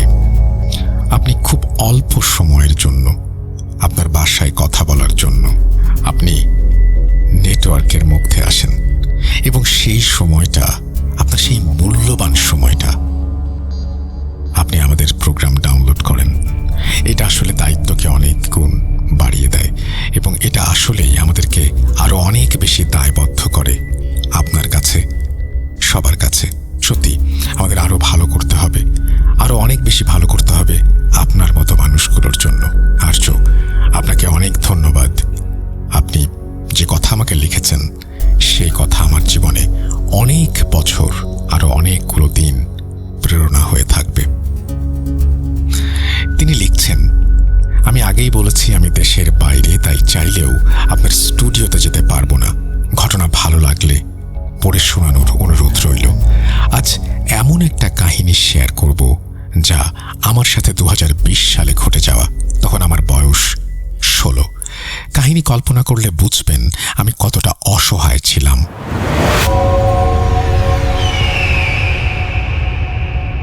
সময়টা অগাস্টের শেষ দিকে। আমাদের বাড়ির পশ্চিম পাশে একটা বিল আছে। বিল পার করলেই অন্য গ্রাম, দূরত্ব 2 থেকে 2.5 কিলোমিটারের মতো। আমাদের বাড়ির পাশের রাস্তা থেকে সরু একটা রাস্তা বিলের মাঝ বরাবর গেছে, যার শেষে একটা পুরনো পুকুর, যা পরিষ্কার না করতে করতে জঙ্গল হয়ে গেছে। ওইখানে প্রতিদিন জুয়া খেলা হতো। আমিও মাঝে মাঝে যোগ দিতাম। সাথে আমার এলাকার আরও 3 ভাই, মোট 4 জন। আমাদের 4 জনের ভেতর একজন সিনিয়র ভাই ছিল, যে আমার চেয়ে প্রায় 10 বছরের বড়। প্রতিদিনের মতো আমরা জুয়া খেলতে যাবার জন্য আলোচনা করি দুপুরের দিকে। বাকি 3 জনের নাম আকাশ, সুব্রত এবং সিনিয়র ভাইটির নাম পলাশ। দুপুরের আলোচনার সময় আকাশ বলে ওঠে ওর বাবা ওকে যেতে দিতে চায় না, কারণ তার বাবা তার কুকর্মের কথা জেনে গেছে। তাই আমাকে বলে আমি যেন সন্ধ্যার দিকে ওর বাড়ি গিয়ে কোনো অজুহাত দেখিয়ে ওকে নিয়ে আসি। আমি রাজি হলাম। সন্ধ্যায় খাবার খেয়ে আকাশের বাড়ি গেলাম এবং ওর বাবাকে বললাম, কাকা, আমরা পাখি মারতে যাব। পরে ওর বাবা যেতে দিতে রাজি হয়। শীতের শুরু তখন। আমার পরনে একটা হাফ প্যান্ট আর একটা হুডি। আমরা দুজন বের হবার পর পলাশ এবং সুব্রতকে আকাশ কল করে এবং তাদেরকে রাস্তায় আসতে বলে, কারণ আমার ফোন বাড়িতে রেখে এসেছি, যাতে টাকা শেষ হলে ফোনটা বিক্রি করতে না হয়। তারপর 4 জন এক হয়ে রওনা দেই সেই বিলের মাঝে পুকুরের দিকে। ওই সিজনে বিলের সবখানে ধান লাগানো, আর ওই ধানের উচ্চতা প্রায় মানুষের সমান। আমরা পৌঁছে দেখি খেলা শুরু হয়ে গেছে। তখন 7:30 বাজে। খেলায় লোক বেশি হওয়াতে আমরা অংশগ্রহণ করব না সিদ্ধান্ত নিলাম, কিন্তু আকাশ বলে সে খেলবে। সে খেলাতে যোগ দিল এবং শুরুটা ভালো না হলেও একটা সময় সে অনেক টাকা লাভ করে এবং কিছু টাকা দিয়ে আমাকে বলে যে দোকান থেকে পানি আর কিছু শুকনো খাবার নিয়ে আসতে। কিন্তু তখনই এলাকার কিছু লোকজন পুলিশ নিয়ে এসে আমাদের তাড়া করে 3 দিক থেকে। আমরা সামনের দিকে দৌড়াতে শুরু করি। সব টাকা পয়সা ওখানেই পড়ে থাকে। ধরা পড়লে পুলিশ ধরবে, পরিবার জানতে পারবে এবং আর কখনো ছাড়বে না। 5-6 মিনিট দৌড়ানোর পর হঠাৎ আকাশ আইলের ওপর শুয়ে পড়ে। যারা আইল চেনেন না তাদের বলি, আইল হলো 2টা জমির পৃথককৃত ছোট রাস্তা। ও পড়ে যাবার পর ওকে আমরা গালাগালি শুরু করি, পেছনে বিপদ, আর তুই ফাজলামি করছিস, এই বলে আমরা আবার দৌড় দেই। কিন্তু একটু সময় পর পেছনে তাকিয়ে দেখি আকাশ এখনো আসেনি। তারপর আমরা আবার ওইখানে ফিরে যাই। বিশ্বাস করেন রাসেল ভাই, তখন থেকে জীবনে অন্ধকার নেমে আসে। আকাশের কাছে এসে দেখলাম ও আইলের ওপরে শুয়ে আছে। কাছে যেতেই দেখলাম ওর শ্বাস নিতে কষ্ট হচ্ছে। আমি বসে ওর মাথাটা কোলে নিয়ে জিজ্ঞেস করলাম, ভাই, তোর কি হয়েছে? কোনো উত্তর পেলাম না। ভয় আরো বেড়ে গেল। একটু পর শুনতে পেলাম আকাশ জোরে জোরে গোঙাচ্ছে। এইভাবে 2-3 বার গোঙানোর পর মুখ দিয়ে কিছু সাদা পদার্থ বেরিয়ে আসে। কিছু বুঝে উঠতে পারছিলাম না কাহিনী কি। আমরা আবার ওকে ডাক দিয়ে জিজ্ঞেস করলাম, কি হয়েছে ভাই? তারপর ও একটা দীর্ঘশ্বাস নিয়ে সম্পূর্ণ নিশ্চুপ হয়ে যায়। আমরা কি করব বুঝলাম না। চারিদিকে লম্বা লম্বা ধান গাছ, সম্পূর্ণ নির্জন অবস্থা। আমি খেয়াল করলাম ওর শরীর আস্তে আস্তে ঠান্ডা হয়ে আসতে শুরু করেছে। পলাশ আর সুব্রতকে বললাম হাত পা ঘষা দিয়ে গরম করতে। আমি বুকে চাপ দিতে থাকলাম, কিন্তু কিছুতেই কোনো কাজ হচ্ছিল না। পলাশ ব্যাপারটা বুঝতে পেরে দৌড়ে পালানোর জন্য দৌড় দেয়। আমি জিজ্ঞেস করলাম, কই যান? উত্তরে বলল, অপেক্ষা কর, ডাক্তার নিয়ে আসছি। আমি আর সুব্রত অনেকক্ষণ বসে থাকলাম, কিন্তু কারো কোনো খবর নেই। ভয়ে আমার শরীর কাঁপছে। সুব্রত হঠাৎ বলে উঠল। আমি সামনের দিকে এগিয়ে দেখি পলাশ ভাই আসছে কিনা। আমি ওকে বারণ করে দেই, কিন্তু ও আমার কথা না শুনে দৌড়ে যায়। আমি ডেকে বললাম, ভাই, আমার একা ভয় লাগছে, আমি ভয়ে মারা যাব। সবাই চলে গেলেও আমি যেতে পারি না, কারণ আমি ওকে বাড়ি থেকে ডেকে নিয়ে এসেছি। চারিদিকে বিশাল ধান ক্ষেত, মাঝখানে আমি একটা লাশ নিয়ে বসে আছি। এটা ভাবলেও এখন আমার লোম শিউরে ওঠে। একটু পর খেয়াল করলাম সামনে থেকে আলো আসছে, সাথে অনেকজন লোকের চিৎকার। আমি কি করব বুঝলাম না। তাদের এগিয়ে আসতে দেখে আমি দৌড় দিলাম। অনেক দৌড়ানোর পর ক্লান্ত হয়ে বসে পড়লাম, কিন্তু দূরে আলো দেখে মনে হলো তারা আমাকে খুঁজছে। তাদের চোখে যেন না পড়ি, তাই ধান ক্ষেতের ভেতরে ঢুকে বসে থাকি। কিছুক্ষণ পর আবার বের হয়ে দৌড় দেই এবং অনেক দৌড়ানোর পর খেয়াল করলাম আমি একই জায়গায় দৌড়াদৌড়ি করছি, কারণ আমি যে খেতে বসেছিলাম সেখানে কিছু ধান ভেঙে নিচু হয়ে পড়েছিল। আমি আবারও দৌড়ালাম, কিন্তু সেই একই ঘটনা, আমি বারবার দৌড়ে একই জায়গায় ফিরে আসছি। গরমে গা থেকে হুডি খুলে খালি গায়ে হাঁটুতে হাত দিয়ে দাঁড়িয়ে রইলাম। ভাবলাম আইল দিয়ে দৌড়ালে একই জায়গায় বারবার ফিরে আসছি, তাই আইল দিয়ে আর যাব না। এবার ক্ষেত বরাবর যাওয়া শুরু করলাম। খালি গায়ে ধানের ভেতর দিয়ে দৌড়ানোর সময় পুরো শরীর কেটে যায় এবং অনেক চুলকাতে থাকে। আস্তে আস্তে গতি কমিয়ে হাঁটতে থাকি। শিশিরে সমস্ত শরীর ভিজে গেছে, শীত শীত করতে শুরু করে। ধানের পাতায় গা কেটে যাওয়ার ফলে শরীর জ্বলে আর চুলকায়। শীতে হাত পা নড়তে চায় না। অনেক বেশি দৌড়ানোর ফলে পিপাসাও পেয়েছে খুব। একটা সময় আমি আইল খুঁজে পেলাম। আমার মানসিক শারীরিক অবস্থা এখন এতটা খারাপ বলে বোঝানো যাবে না। আমি ভেঙে পড়ি, মাথা নিচু করে বসে ভাবতে থাকি কি হচ্ছে আমার সাথে। হঠাৎ সামনের দিকে তাকিয়ে দেখি আকাশ। আমি ওকে জিজ্ঞেস করলাম, ভাই তুই তাহলে আমাদের সাথে মজা করছিলি এতক্ষণ? কোনো কথার উত্তর দিল না ও। তারপর মাথা নিচু করে ভাবলাম ও মারা গেছে। এটা হয়তো আমার কল্পনা, কারণ আমি মানসিকভাবে দুর্বল হয়ে পড়েছি। সামনে তাকাই, দেখি আকাশ নেই ওখানে। আমি ভয় না পেয়ে নিজেকে বোঝাতে শুরু করলাম কল্পনাই ছিল আমার। আমি আরো সামনে এগোতে থাকি এবং কিছু দূর যাবার পর দেখি আমার এলাকার ছোট একজন বোন। অবাক চোখে তাকিয়ে জিজ্ঞেস করলাম, তুইও আমাকে খুঁজতে বেরিয়ে গেছিস? উত্তর পেলাম না। ভাবলাম ওর কাছে যাই, কিন্তু কাছে যাওয়ার সাথে সাথে ও হাওয়ায় মিলিয়ে গেল। আমি আবারও কল্পনা ভেবে বসে পড়ি। রাত তখন 2টার মতো বাজে। হঠাৎ মাথা উঁচু করে তাকাতেই চোখ যায় তালের ভিটা নামের একটা জায়গায়। তালের ভিটা থেকে সোজা 2টা জমি হাঁটলেই রাস্তা, আর আমি যদি রাস্তায় পৌঁছাতে পারি তাহলে বাড়ি যেতে সময় লাগবে 30 থেকে 35 মিনিট, কারণ আমি অন্য গ্রামের কাছে এসে পড়েছিলাম। খুশিও হই, আবার ভয়ে শিউরে উঠি, কারণ ওই তাল গাছের ভিটায় ছিল অনেক ভয়ঙ্কর কিছু। ওই জায়গার মালিক ওইখানে মারা যাবার পর কেউ ওখানে চাষ করে না। আস্তে আস্তে তাল গাছ হয়ে জঙ্গল হয়ে যায়। তারপর ওর নাম হয় তালের ভিটা। তাল গাছের ভেতরে একটা বাঁকা আম গাছ ছিল। ওই গাছে মনে হয় আজ অবধি 10 থেকে 15 জন গলায় দড়ি দিয়ে মারা গেছে। আরেকটা ব্যাপার হলো ওই গ্রামের সব অকাল মৃত্যু এবং আত্মহত্যা করা লাশগুলোর শেষ কাজ ওই তালের ভিটায় হয়। ভাবলাম একা একা যাওয়া ঠিক হবে কিনা। তারপর ভাবলাম আমার যা অবস্থা, যত তাড়াতাড়ি সম্ভব এখান থেকে বের হতে হবে। আস্তে আস্তে গিয়ে উঠলাম এবং কোনো সময় না নিয়েই হাঁটা শুরু করলাম। অর্ধেক পথ যাওয়ার পরেই নিজের শরীরের নিয়ন্ত্রণ হারিয়ে ফেলি এবং খেয়াল করলাম 3টা তাল গাছের মাথায় দাউ দাউ করে আগুন জ্বলছে। আমি না চাইতেও আমি হাঁটু গেড়ে বসে পড়ি ওইখানে। বুঝতে পারছি না কি হচ্ছে। আমি না চাইতেও গায়ের সমস্ত জোর দিয়ে চিৎকার করে কান্না করতে থাকি। একটু পর চিৎকার থামিয়ে নিজের নাকে মুখে নিজেই খামচি কাটতে থাকি। আমার বাম হাতের নখ বড় হওয়ায় নাক মুখ দিয়ে রক্ত ঝরা শুরু করে। নিজের পায়ে দাঁড়াতে পারছি না এমন অবস্থা। চেষ্টা করতে করতে একটা সময় সফল হই এবং তাল ভিটা ছাড়িয়ে রাস্তায় গিয়ে উঠি। রাস্তার পাশের খাল থেকেই পিপাসা মিটিয়ে নেই। বাড়ির দিকে জোরে জোরে হাঁটা শুরু করি। অনেক হাঁটার পর বাড়ির কাছে আসতেই দেখলাম আমাদের বাড়ির লোকজনে ভর্তি। সঠিক বুঝলাম না ব্যাপারটা কি হচ্ছে। আমি কিছু না ভেবেই দৌড়ে ঘরে ঢুকলাম। আমাকে ঘরে দেখেই মা দরজা বন্ধ করে দেয় এবং আমাকে জিজ্ঞেস করে, তুই বাড়িতে আসলি কেন? শুনে আমি তো অবাক। কিছু জিজ্ঞেস করার আগেই বাইরের লোক আমার আগমন টের পেয়ে বাড়ির দেয়ালে হামলা শুরু করে।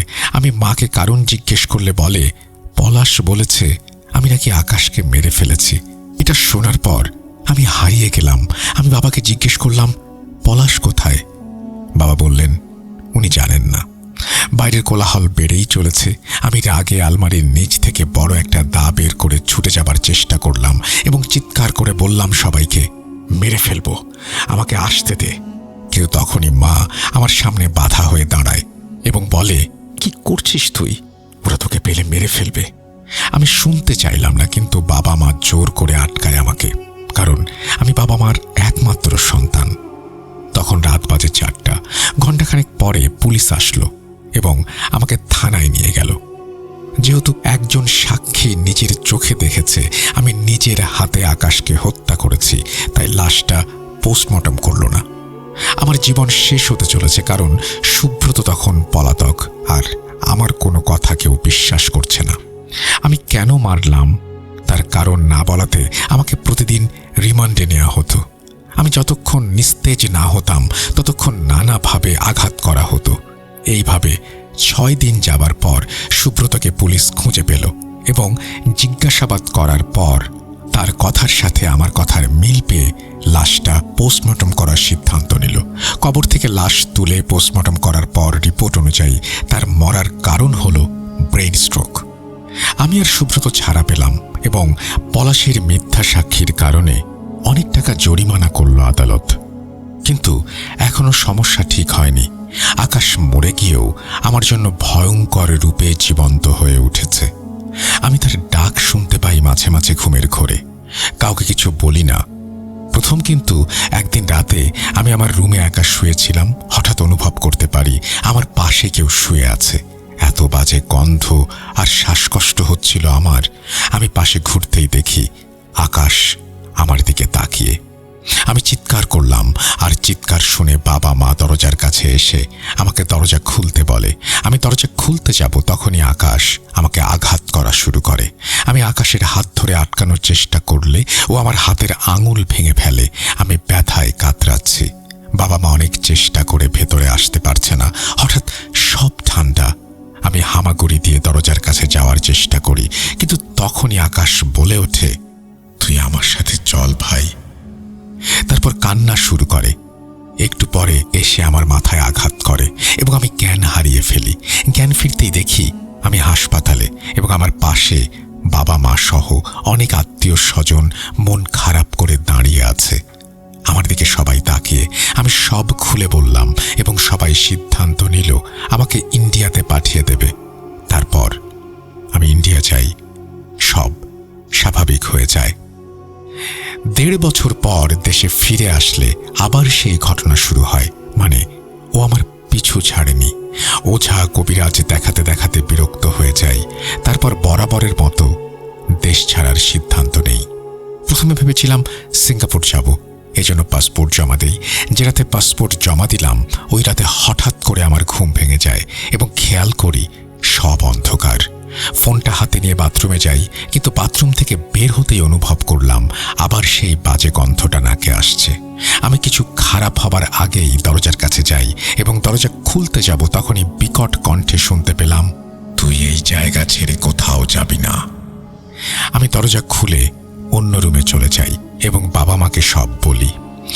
বাবা মা আমাকে নিয়ে একজন নামকরা কবিরাজের কাছে যান। উনি আমাকে দেখে সব বুঝতে পারেন কেন আমার এত শরীরের অবস্থা খারাপ। যে কেউ দেখলে বলবে আমার কঠিন কোনো রোগ হয়েছে। উনি একটা গোল বৃত্তের ভেতরে একটা তারার মতো আঁকা জায়গায় 5টা মোমবাতি জ্বালিয়ে আমার চোখে কালো কাপড় বেঁধে আকাশের আত্মাকে ডাকার চেষ্টা করেন, কিন্তু সফল হন না। তারপর আমার বাবা মাকে ডেকে বলেন ওই আত্মা বশে আনা সম্ভব না, তাই আমাকে যত তাড়াতাড়ি সম্ভব ওর নাগালের বাইরে পাঠিয়ে দিতে হবে এবং সেটা করতে হবে আগামী অমাবস্যা রাতের আগে, না হলে আমার বড় ক্ষতি হয়ে যাবে। অমাবস্যা হতে বাকি আর মাত্র 8 দিন। তাই বাবা মা আমাকে ভারতে পাঠানোর সিদ্ধান্ত নেন, কিন্তু বাবার একজন বন্ধু ছিল, উনি বললেন আমাকে লিবিয়া পাঠাতে, যাতে ইউরোপে গিয়ে জীবন সাজাতে পারি। প্রথমে রাজি না হলেও পরে আমার বাবা মা রাজি হলো। পাসপোর্ট জমা দেওয়ার পর আমার ভিসা আসলো। তারপর আমি এখানে চলে আসি। বিশ্বাস করেন, লিবিয়া এসেছি এত মাস হলো, এর মধ্যে 1 মিনিটের জন্য আমি হাসতে পারিনি। মনে হয় নরকে আছি। আসলে কেউ না আসলে বুঝবে না জায়গাটা কতটা ভয়ঙ্কর। আর কিছু বললাম না। লিসেনারদের কাছে ক্ষমা প্রার্থী যদি ঘটনাটি ভালো লাগে। আপনাদের অনেক ধন্যবাদ এতক্ষণ আমাকে শোনার জন্য। সবাইকে বিদায় জানিয়ে শেষ করছি আমার কাহিনী। রাসেল ভাইয়ের কাছে আমার অনুরোধ, আমার ইমেল এবং ফোন নাম্বার কারো সাথে শেয়ার করবেন না। আমি আপনার ইমেল এবং ফোন নাম্বার কারো সাথে শেয়ার করছি না। আশা করছি যে এই ঘটনাটি যারা শুনলেন তাদের ভালো লেগেছে, আর তিনি কত কষ্ট করে এই ঘটনাটি লিখছেন সেটা আমি অনুভব করতে পারছি। কারণ খুব অল্প সময়ের জন্যই তিনি ইন্টারনেট পান এবং সেই সময়ের মধ্যেই তিনি পরিবারের সাথে যোগাযোগ করেন, আমাদের শো ডাউনলোড করেন, আবার তারই মধ্যে কোনো একটা সময় হয়তো এই ইমেলটাও ওনাকে পাঠাতে হয়েছে। আপনি ভালো থাকবেন ভাই, আপনার জীবনের সমস্যাগুলো আল্লাহ তাআলা দূর করে দিন সেই প্রার্থনা করি। আমরা চলে যাব আমাদের পরবর্তী ঘটনায়।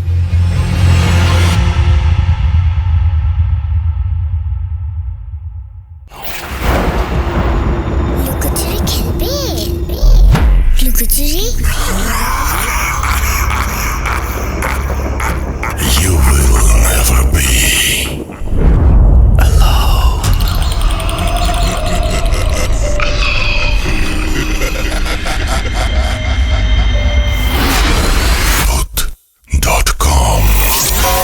The fear returns with Russell. Welcome back. আপনাদের সবাইকে স্বাগত জানাচ্ছি আমি রাসেল। আশা করছি আপনারা সবাই ভালো আছেন এবং ভালোর দলে আছেন। আমিও ভালো আছি আর ভালোর দলে আছি। আমরা নতুন একটা ঘটনায় যাব এবং ইমেইলের পরে এবার সরাসরি চলে যাব অডিও ক্লিপে। আশা করছি প্রথম থেকে শেষ পর্যন্ত শুনবেন এবং ভালো লাগবে আপনাদের। চলুন শুরু করা যাক।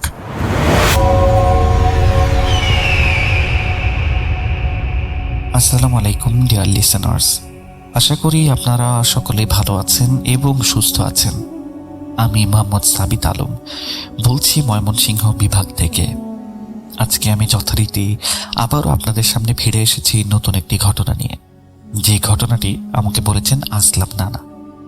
আমি আসলাম নানার তৃতীয় ঘটনা আজকে আপনাদেরকে শোনাতে যাচ্ছি। আসলাম নানার কথা আমি আমার প্রথম ঘটনায় বলেছিলাম যে উনি বর্তমানে আর দুনিয়াতে নেই। এই বছরেই উনি এই দুনিয়া থেকে গত হয়েছেন। আপনাদের সকলের কাছে অনুরোধ থাকবে আপনারা আসলাম নানার রুহের মাগফিরাত কামনা করবেন। আমি দোয়া করি যেন উনি ভালো থাকেন। আসলাম নানার জীবদ্দশায় উনি আমাকে বেশ কিছু ঘটনা বলেছিলেন, যেগুলো আমি আসলে একে একে আপনাদের সাথে শেয়ার করতে চাই। এছাড়াও আমার জীবনের এই সময়ে আমি অতিপ্রাকৃত ঘটনা এবং মানুষের অবচেতন মনের অন্ধকার দিকগুলো নিয়েও অনেক ঘাটাঘাটি করেছি। কিছু কিছু ঘটনা এমন থাকে যা শোনার পরে মনে হয় যে আমার নিজের সকল যুক্তি হয়তো বা মিথ্যে। আজকের ঘটনাটি আসলাম নানাই আমার কাছে শেয়ার করেছেন এবং উনি যে জায়গায় থাকেন সেই জায়গার নাম হচ্ছে কিশোরগঞ্জের নিকলি উপজেলা এবং উনি এই জায়গায় থাকতেন। আমি বারবার ছিলেন বলছি বা আছেন বলছি, বিকজ ওনার মৃত্যুটা আসলে মেনে নেওয়াটা কঠিন ছিল আমার জন্য। ওনার বয়স তখন 80 কোঠায়। ওনার মুখে শোনা এই ঘটনাটি কিশোরগঞ্জেরই এক প্রত্যন্ত গ্রামের একটি পরিবারের। তাদের জীবন তছনছ হয়ে গিয়েছিল শুধুমাত্র মানুষের হিংসে এবং প্রতিহিংসের কারণে। আসলাম নানার বলা এই ঘটনাটি আজ আমি আমার জবানিতে আপনাদের সামনে তুলে ধরছি। কিশোরগঞ্জের হাওর অঞ্চলের প্রকৃতি যেমন সুন্দর, ঠিক তেমনটাই রহস্যময় এবং নিস্তব্ধ। বর্ষায় থই থই পানি আর শুকনো মৌসুমে ধুধু প্রান্তর। ঘটনাটি যে সময়ের, তখন যোগাযোগ ব্যবস্থা আজকের মতো উন্নত ছিল না। গ্রামের নাম এবং নির্দিষ্ট লোকেশন আসলাম নানা আমাকে স্পষ্টভাবেই বলেছিলেন, কিন্তু পরিবারের সম্মানের কথা বিবেচনা করে আমি গ্রামের একদম ভেতরের পাড়াটির নাম উল্লেখ করছি না। তবে নিকলি উপজেলার শেষ সীমানার একটি গ্রাম, যেখানে একসময় বিশাল বড় একটা দিঘি ছিল। ঘটনার সূত্রপাত একটি সাধারণ গৃহস্থ পরিবারকে কেন্দ্র করে। পরিবারের কর্তা গত হয়েছেন বেশ কয়েক বছর আগেই। বাড়িতে থাকেন বয়স্ক মা, তার এক ছেলে এবং এক মেয়ে। মেয়েটির নাম সায়রা। সায়রা তখন বেশ বাড়ন্ত বয়সের কিশোরী, দেখতে যেমন মায়াবী তেমন শান্তশিষ্ট। গ্রামের 8-10টা সাধারণ মেয়ের মতোই তার জীবন কাটছিল। তাদের বাড়িটি ছিল গ্রামের একেবারেই শেষ প্রান্তে, যেখানে বসতি শেষ হয়েছে এবং গ্রামের পেছনের জঙ্গল এবং বাঁশঝাড় শুরু। ঠিক সেই সংযোগ স্থলেই ছিল তাদের মাটির দোতলা ঘরটি। বাড়িটি পুরাতন হলেও বেশ ছিমছামি ছিল, কিন্তু বাড়ির সীমানা ঠিক বাইরেই একেবারে লাগু অবস্থায় ছিল একটি প্রাচীন এবং বিশাল বট গাছ। আসলাম রানা বলেছিলেন সেই বট গাছটি কত বছরের পুরাতন ছিল তা গ্রামের সবচেয়ে প্রবীণ ব্যক্তিটিও নাকি বলতে পারতেন না। বিশাল তার কাণ্ড, ঝুড়িগুলো নেমে এসেছে মাটির সাথে এমনভাবে মিশে গেছে যেন মনে হতো গাছটি নিজেই একটি জঙ্গল। দিনের বেলাতেও সেই গাছের নিচে এক অদ্ভুত ছমছমে অন্ধকার জমে থাকত। গ্রামের মানুষ সাধারণত ওই গাছতলায় খুব বেশি একটা যেত না, বিশেষ করে দুপুরের পর এবং সন্ধ্যের পর তো একেবারেই না। কিন্তু সায়রাদের বাড়িটি একদম কাছে হওয়ায় তাদের নিত্যদিনের কাজে ওই গাছের নিচ দিয়ে যাতায়াত করতেই হতো। সমস্যাটা শুরু হলো খুব ছোটখাটো বিষয় দিয়ে, যা আসলে তেমন বেশি একটা আমলে নেওয়ার মতো ছিল না। নানার ভাষ্য মতে সায়রার মা লক্ষ্য করলেন যে তাদের বাড়ির আঙিনায় বা ওই বট গাছটির নিচে প্রায় অদ্ভুত সব জিনিস পড়ে থাকে। কখনো সিঁদুর মাখানো মাটির সরা, কখনো কালো সুতোয় পেঁচানো লেবুর টুকরো, আবার কখনো অদ্ভুত নকশা করা কাপড়ের পুটলি। গ্রামের মানুষেরা খুব সরল এবং সোজা, ওনারা এগুলোকে কুসংস্কার বা ফাজলামো ভেবে খুব বেশি একটা গুরুত্ব দিতেন না। সায়রার মাও ভাবতেন হয়তোবা গ্রামের দুষ্টু ছেলেদের কাজ বা এখানে খেলাধুলা করেছে, কিন্তু সেগুলো ঝাড় দিয়ে যখন ফেলে দিতেন বা তখন যখন পুড়িয়ে দিতেন তখন ওনার কেমন যেন একটা অনুভূতি হতো। তবুও তিনি ঘৃণাক্ষরেও বুঝতে পারেননি যে এই ছোট ছোট আলামতগুলো আসলে এক বিশাল ঝড়েরই পূর্বাভাস। ওনারা জানতেন না যে ওনাদের অজান্তেই ওনাদের সুখের সংসারে কেউ বা কারা বিষাক্ত নজর দিতে শুরু করেছে। হঠাৎ একদিনের কথা, তখন দুপুর।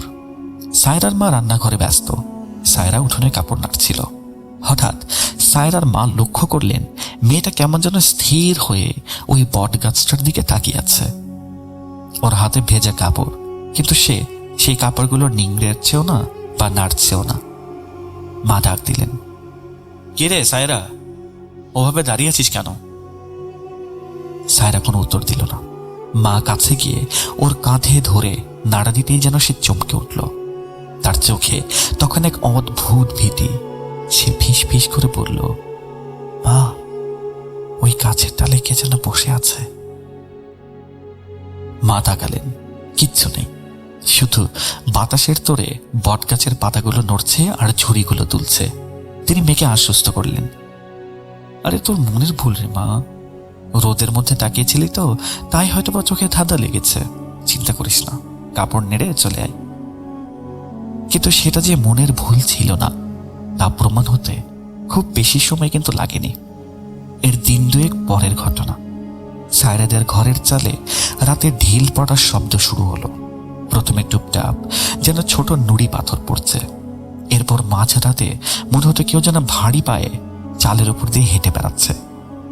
গ্রামের বাড়িতে ইঁদুর বা বিড়ালের উপদ্রব থাকে, তাই প্রথম দিকে এই বিষয়টাকে তারা ইঁদুর বা বিড়ালের উপদ্রব হিসেবেই ধরে নিয়েছিলেন। কিন্তু শব্দের ধরন ছিল কিছুটা ভিন্ন। বিড়ালের পায়ের শব্দে একটা ছন্দ থাকে, কিন্তু এই শব্দ ছিল ভারী, কেমন যেন একটা গমগমে শব্দ। মনে হতো কোনো পূর্ণ বয়স্ক মানুষ খুব সাবধানে পা টিপে টিপে চালের উপরে হেঁটে বেড়াচ্ছে। সায়রার ভাই, যার নাম ছিল রফিক, উনি খুব সাহসী যুবক। উনি কয়েকবার টর্চ লাইট নিয়ে বাইরে গিয়ে দেখেছেন, কিন্তু কাউকেই দেখতে পাননি। শুধু সেই বিশাল বট গাছটি অন্ধকারের মধ্যে দৈত্যের মতো দাঁড়িয়েছিল, আর তার পাতাগুলো বাতাসের তালে তালে অদ্ভুতভাবে নড়ছে, শো শো শব্দ করছে, যেটা ছিল কোয়াইট নর্মাল। রফিক লক্ষ্য করলেন যখনই উনি টর্চ মারেন গাছের উপরের দিকে ডালগুলো খুব অস্বাভাবিকভাবে নড়তে থাকে, যেন কোনো ভারী কিছু খুব দ্রুত এক ডাল থেকে অন্য ডালে সরে যাচ্ছে। কিন্তু কোনো পাখি বা বানর তো এত রাতে এখানে এভাবে আসার কথা না। মেইন প্রবলেমটা শুরু হলো সায়রার আচরণের পরিবর্তনের মধ্যে দিয়ে। যে মেয়েটি ছিল একেবারে চনমনে হাসি খুশি, সে ধীরে ধীরে কেমন যেন গুমোট হয়ে যেতে লাগলো। সারাদিন ঘরের কোণে বসে থাকতো, কারোর সাথে কথা বলতো না। তার চোখের নিচে কালি পড়ে গেল, চেহারাটা কেমন যেন ফ্যাকাশে। সবচেয়ে ভয়ের ব্যাপার হলো সে একা বিড় বিড় করে কথা বলতো। কার সাথে কথা বলতো কেউ কিচ্ছু বুঝতে পারতো না। ওনার মা একদিন চুপি চুপি শুনলেন সায়রা যেন আবার কার সাথে কথা বলছে। তিনি আড়াল থেকে উকি দিয়ে দেখলেন সায়রা জানালার শিক ধরে বাইরে তাকিয়ে আছে এবং ফিস ফিস করে বলছে, আমি কিন্তু যাব না, তোমরা চলে যাও, কেন আমাকে ডাকছো? মা ঘরে ঢুকে জিজ্ঞেস করলেন, কিরে মা, তুই কার সাথে কথা বলছিস? সায়রা চমকে উঠে বলল, আরে মা, তুমি দেখতে পাচ্ছ না, ওই যে গাছের নিচে কালো বোরখা পরা মহিলাটি দাঁড়িয়ে আছে, মা, সে আমাকে ডাকছে, তার কোলে একটা পুতুল। মা দ্রুত জানালায় গিয়ে দেখলেন বাইরে শুধু জমাট অন্ধকার, কোথাও কেউ নেই, কিন্তু সায়রার চোখের দৃষ্টি ছিল এতই নিশ্চিত যে মায়ের বুকের ভেতরটা যেন কেঁপে উঠল। এই ঘটনার পর থেকে সায়রার অবস্থা দ্রুত খারাপ হতে স্টার্ট করলো। সে খাওয়া দাওয়া প্রায় ছেড়েই দিল, রাতে ঘুমোতেই পারত না। বলতো তার বুকের উপরে যেন কেউ বসে থাকে, নিঃশ্বাস নিতে কষ্ট হয়। মাঝরাতে হঠাৎ করে চিৎকার করে উঠে বসে পড়তো সে। তার চিৎকার ছিল হাড় হিম করার মতো, মনে হতো যেন কেউ জ্যান্ত তাকে ছিঁড়ে খাচ্ছে। পরিবারের লোকজন ছুটে এলে সে হিস হিস করে বলতো, ওরা আসছে, ওরা আমাকে নিয়ে যাবে। আসলাম নানা আমাকে বলেছিলেন সায়রার এই পরিবর্তন ছিল অকল্পনীয়। গ্রামের মানুষ বলা বলি শুরু করলো যে সায়রাকে নাকি জিনে ধরেছে, কেউ বলল বাতাস লেগেছে। সায়রার মা এবং ভাই প্রথমে ডাক্তার দেখালেন, কিশোরগঞ্জ সদরে নিয়ে গেলেন। ডাক্তাররা বললেন তার শরীরে নাকি কোনো রোগ নেই, মেবি মেন্টাল প্রবলেম। ঘুমের ওষুধ দেওয়া হলো, ভিটামিন দেওয়া হলো, কিন্তু তাতেও কোনো লাভ চোখে পড়ল না। বরং ওষুধের প্রভাবে সায়রা আরো বেশি ঝিমিয়ে পড়ত, কিন্তু তার ভেতরের অস্থিরতা তখনও কমত না। একদিন দুপুরের ঘটনা, রফিক ভাই বাড়িতে ছিলেন না। সায়রার মা নামাজ পড়ছিলেন। হঠাৎ বিকট এক শব্দে তিনি চমকে গেলেন। দৌড়ে গিয়ে দেখলেন সায়রা রান্নাঘরের মেঝেতে পড়ে আছে, আর তার মুখ দিয়ে ফেনা বের হচ্ছে, আর শরীরটা কেমন যেন বেঁকে যাচ্ছে। তার চোখ দুটো উল্টো হয়ে আছে। মা চিৎকার করে প্রতিবেশীদেরকে ডাকলেন। কয়েকজন ধরাধরি করে সায়রাকে বিছানায় শোয়ালেন। কিছুক্ষণ পর সায়রার জ্ঞান ফিরল, কিন্তু এ এক অন্য সায়রা। তার গলার স্বর সম্পূর্ণ বদলে গেছে। চিকন মেহেলি গলার বদলে তার কণ্ঠ থেকে বের হচ্ছে এক ভারী গম্বুজ কাঁপানো পুরুষের মতো আওয়াজ। সে দাঁত কিড়মিড় করে বলছিল, তোরা কেউ আমাকে আটকাতে পারবি না, আমি একে শেষ করেই যাব। এই পর্যায়ে এসে সায়রার পরিবার বুঝতে পারল এটা কোনো সাধারণ রোগ নয়, এটা নিশ্চিতভাবেই অন্য কোনো উপরি ঝামেলা। ওনারা গ্রামের মসজিদের ইমাম সাহেবকে খবর দিলেন। ইমাম সাহেব এসে সায়রাকে দেখে গম্ভীর হয়ে গেলেন। তিনি বললেন, বিষয়টা তো সুবিধের মনে হচ্ছে না। এই বাড়িতে খুব কড়া বান মারা হয়েছে, আর এই বানের উৎস হচ্ছে ওই বট গাছ। ইমাম সাহেবের কথায় রফিক এবং তার কয়েকজন বন্ধু মিলে পরদিন সকালে সেই বট গাছ তন্ন তন্ন করে খুঁজতে শুরু করলেন। গাছের গোড়ায়, খোড়লে, ডালে কোথাও কিচ্ছু পাওয়া গেল না। অনেক খোঁজাখুঁজির পরে গাছের অনেক উঁচুতে, যেখানে সাধারণত মানুষের ওঠা প্রায় অসম্ভব, সেখানে একটি ডালের ফাঁকে তারা অদ্ভুত একটি জিনিস দেখতে পেলেন।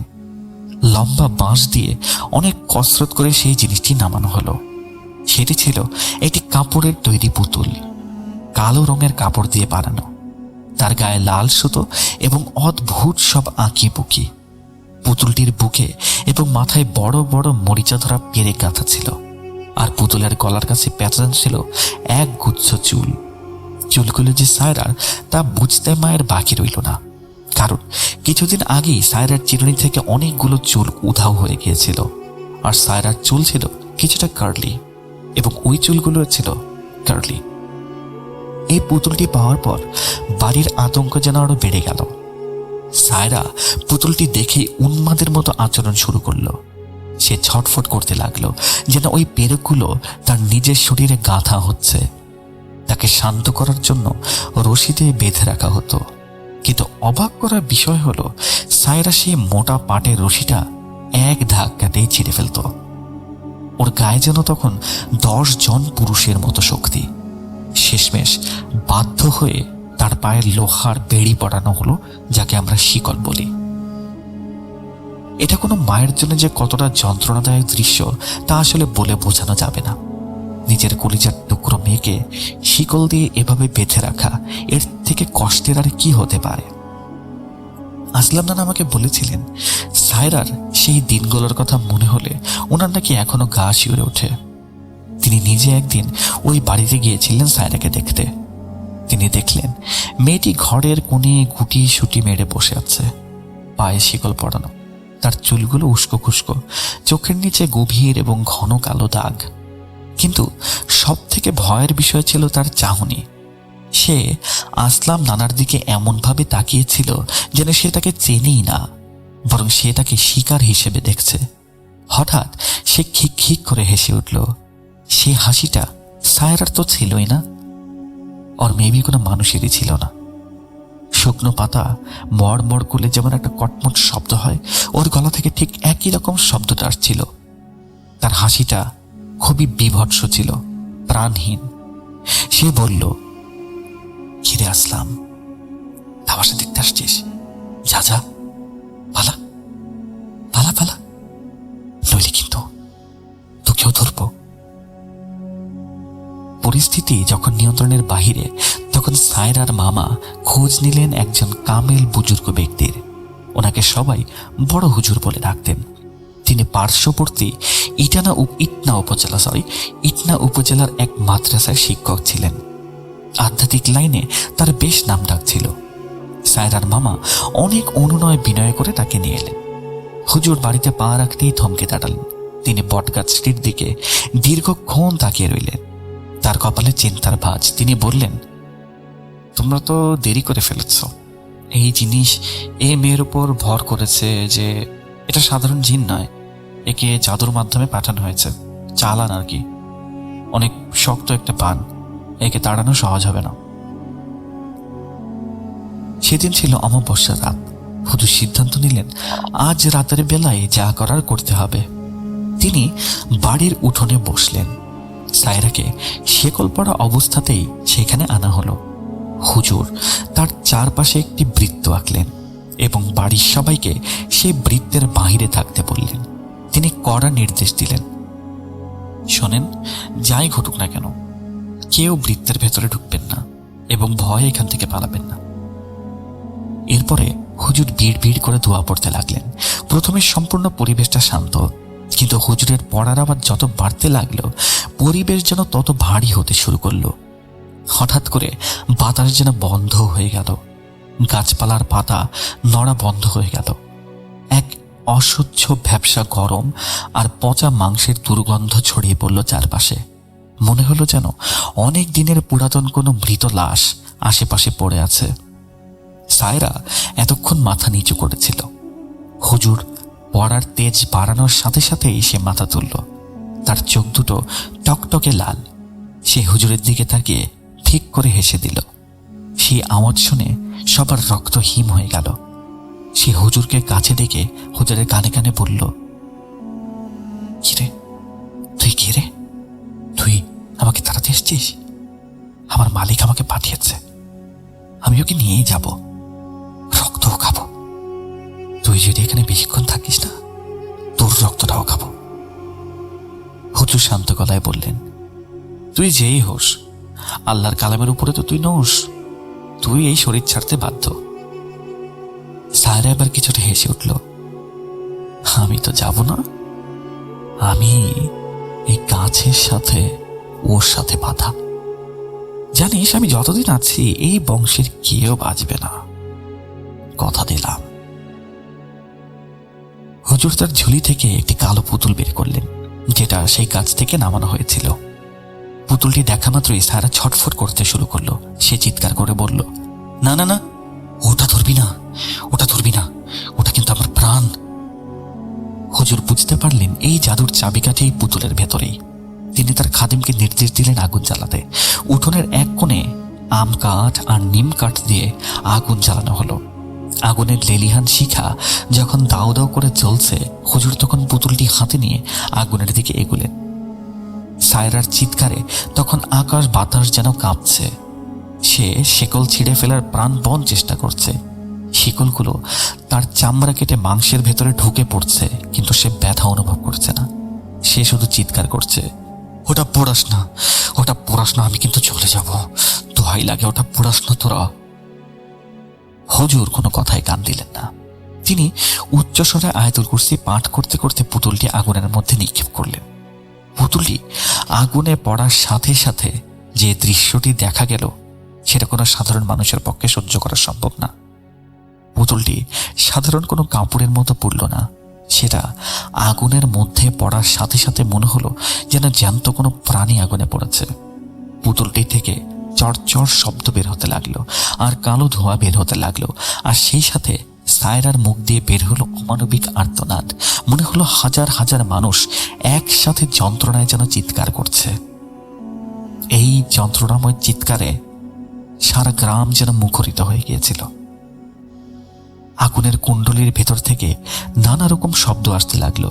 কখনো মনে হলো কোনো বাচ্চা কাঁদছে, কখনো মনে হলো কেউ হাসছে। কালো ধোঁয়ায় সম্পূর্ণ উঠোন আচ্ছন্ন হয়ে গেল। হুজুর ক্রমাগত দোয়া পড়ে ফুঁ দিতে লাগলেন সায়রার দিকে। ছটফট করতে করতে একসময় নিস্তেজ হয়ে সায়রা মাটিতে লুটিয়ে পড়ল। পুতুলটি সম্পূর্ণ পুড়ে ছাই হয়ে যাবার পরে হুজুর সেই ছাইগুলো একটি মাটির হাঁড়িতে ভরলেন। তিনি সায়রার ভাই এবং রফিক দুইজনকে ডাকলেন। সায়রার মাকেও ডেকেছিলেন। হুজুর বললেন, এখনো এই কাজ শেষ হয়নি। এই ছাইগুলোকে এমন কিছু একটা করতে হবে, মানে এমন কোনো একটা জায়গায় রাখতে হবে যেখানে কোনো পানি পড়ে না, আর এটা করতে হবে সূর্য ওঠার আগে। গ্রামের শেষ মাথায় পুরাতন গোরস্থানের পাশে একটি বহু দিনের পুরাতন একটা জায়গা ছিল, একটা ঘরের মতো ঝুপড়ি ঘর। হুজুর এবং রফিক সায়রার মা সেই ঘরের দিকে রওনা হলেন। আসলাম নানাও ছিলেন তাদের সাথে সাহস জোগানোর জন্য। রাস্তাটা ছিল ভীষণ অন্ধকার। হুজুর সবাইকে সতর্ক করে দিয়ে বললেন, তোমরা যখন এই ছাইটা ফেলবে তখন পেছন থেকে অনেক রকমের ডাক আসবে, মায়ার ডাক, ভয়ের ডাক, কিন্তু খবরদার কেউ পেছন ফিরে তাকাবে না। যদি তাকাও তাহলে এই বিপদ তোমাদের সাথে করে বাড়ি ফিরবে। তারা যখন সেই পুরাতন গোরস্থানের পাশ দিয়ে যাচ্ছিলেন তখন পরিবেশটা ছিল মৃত্যুপুরীর মতো নীরব। শুধু নিজের পায়ের আওয়াজ আর ঝিঝি পোকার ডাক। সেই কুড়ে ঘরের কাছে পৌঁছতেই হুজুর দোয়া পড়ে হাঁড়ির ছাইগুলো অন্ধকারের গহ্বরে ছুঁড়ে মেরে দিলেন। ছাইগুলো ভেতরে চলে ফেলার সাথে সাথে ঘরের ভেতর থেকে অদ্ভুত কুমোট একটা শব্দ বেরিয়ে এলো। মনে হলো মাটির নিচ থেকে কেউ দীর্ঘশ্বাস ফেলল। হুজুর ইশারা করলেন দ্রুত ফেরার জন্য। ওনারা যখন ফিরতি পথ ধরলেন ঠিক তখনই ঘটল সেই চরম পরীক্ষার মুহূর্তটি। হঠাৎ পেছন থেকে, মানে সেই ঘরের কাছ থেকে সায়রার গলা শোনা গেল, একদম পরিষ্কার। সায়রা সেই আগের মিষ্টি গলা। মা, মা, তোমরা আমাকে একা ফেলে যাচ্ছ কেন? মা, আমার খুব ভয় করছে। ও কিন্তু যায়নি, আমাকে নিয়ে যাও না মা। সায়রার মা থমকে দাঁড়ালেন। তার পা যেন আর চলতে চাইছে না। সন্তানের এই আর্তনাদ শুনে কোনো মা কি স্থির থাকতে পারেন? তিনি ঘুরে দাঁড়ালেন এবং সেখানে যেতে চাইলেন, কিন্তু হুজুর শক্ত করে ওনার হাত ধরে ফেললেন। ফিস ফিস করে ধমক দিলেন, চুপ, একদম তাকাবেন না। ওটা আপনার মেয়ে না, ওটা মায়া, শয়তানের ধোঁকা। আপনার মেয়ে বাড়িতেই আছে, চলুন। সায়রার মা কেঁদে ফেললেন, কিন্তু তিনি হুজুরের কথাও মেনে নিলেন। পেছন থেকে সেই কান্না জড়িত কণ্ঠস্বর ক্রমাগত বলতে লাগল, ভাইয়া, আমাকে কি নিয়ে যাবে না? আমি তোমাদের ছাড়া এখানে একা কিভাবে থাকব? রফিক দাঁতে দাঁত চেপে হাঁটতে লাগলো। তার চোখ দিয়ে পানি পড়ছিল, কিন্তু সে জানতো এটা ছিল একটা পরীক্ষা। তারা কেউ আর পেছনে ফিরে তাকাননি। গ্রামের সীমানায় ঢোকার আগ পর্যন্ত সেই আওয়াজ তাদের পিছু নিয়েছিল। কখনো মনে হতো খুব কাছে, কানের কাছে এসে ফিস ফিস করে বলছে, আবার কখনো মনে হতো দূর থেকে যেন ভেসে আসছে। বাড়িতে পৌঁছানোর পর তারা দেখলেন সায়রা একেবারে ঘুমে আচ্ছন্ন, কিন্তু এবার তার শ্বাস প্রশ্বাস একেবারেই স্বাভাবিক। মুখের সেই ভীতিপ্রদ ভাবটাও কেটে গিয়েছে। একটা প্রশান্তির ছায়া নেমে এসেছে তার মুখে। হুজুর সায়রার মায়ের হাতে কিছু পড়া পানি দিয়ে বললেন, শুনুন, এই পড়া পানি দিয়ে ঘরগুলো মুছবেন আর এই পানি মেয়ের মুখে ছেটাবেন। সকাল, সন্ধ্যা, রাত 3 বেলা এই পানিটা মেয়েকে খাওয়াবেন এবং যখনই খাওয়াবেন প্রতিবার 3 ঢোক করে খাওয়াবেন। 3 ঢোকের কমও না, 3 ঢোকের বেশিও না। ইনশাল্লাহ সব ঠিক হয়ে যাবে আর আলহামদুলিল্লাহ বিপদ হয়তো বা কেটে গেছে, বাকি আল্লাহ মালুম। পরদিন সকালে সায়রার ঘুম ভাঙল। সে আগের কিছুই মনে করতে পারল না। সে শুধু বলল তার শরীরটা নাকি খুব হালকা লাগছে, যেন অনেক দিনের ভারী কোনো বোঝা তার বুক থেকে নেমে গেছে। ওর পায়ের শিকল খুলে দেওয়া হলো। সায়রা আবার ধীরে ধীরে স্বাভাবিক জীবনে ফিরে এলো। কিন্তু ঘটনার শেষ এখানেই নয়।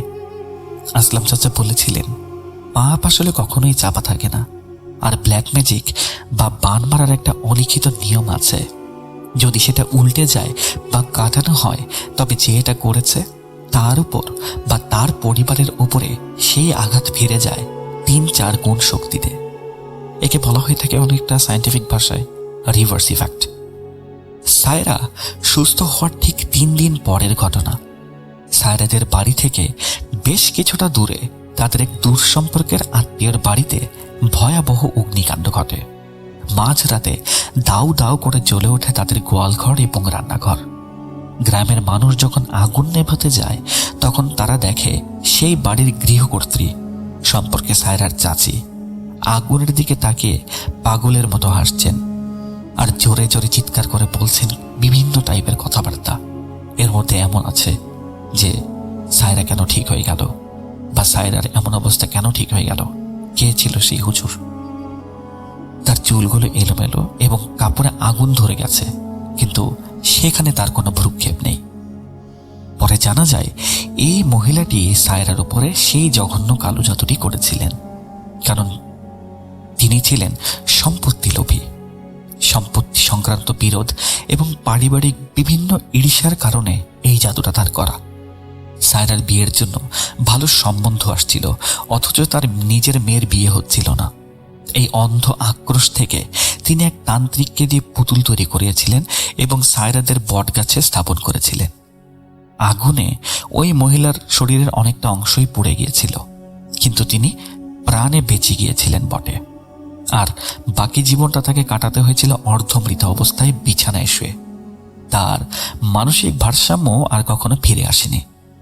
গ্রামের মানুষেরা বলতো, সায়রাকে তিনি যে কষ্ট দিতে চেয়েছিলেন, আল্লাহ পাক সেই কষ্ট তার জীবনের উপরে ফিরিয়ে দিয়েছেন। আসলাম নানা দীর্ঘ নিঃশ্বাস ফেলে বললেন, শোনো বাবা, মানুষের হিংসে আগুনের থেকেও ভয়ানক।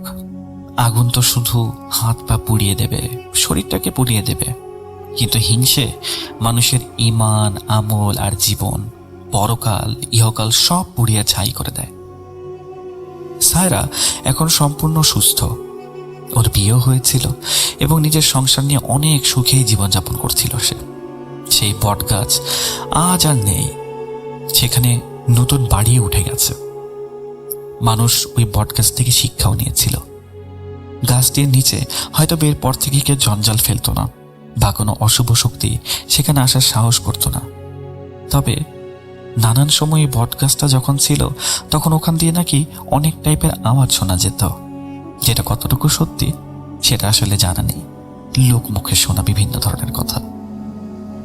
আমাদের কানে কানে এখনো ফিসফিস করে কেউ হয়তো বা বলে, হিংসে করো না, করো না হিংসে। এই ছিল আসলাম নানার মুখে শোনা আমার এই আজকের ঘটনা। ঘটনাটি শোনার পরে আমি নিজে অনেকবার ভেবেছি, আমাদের আশেপাশে এমন কত মানুষ আছে যারা হাসি মুখের আড়ালে হিংসার বিষ লুকিয়ে রাখে। আমরা হয়তোবা তাদের চিনি না, হয়তোবা জানি না, কিন্তু তাদের এই নেতিবাচক শক্তি বা বদ নজর কখনো যে কোনো সময়ে আমাদের সাজানো এবং গোছানো বাগানের মতো সংসার তছনছ করে দিতে পারে। তাই সবসময় আমাদের সতর্ক থাকা এবং সৃষ্টিকর্তার উপরে ভরসা রাখা ছাড়া কোনো উপায় নেই। আশা করি আসলাম নানার এই ঘটনাটি আপনাদেরকে এই জিনিসটা একটু হলেও ভাবিয়ে তুলবে। প্রিয় লিসেনার্স, এই ছিল আপনাদের জন্য আজকের ঘটনা।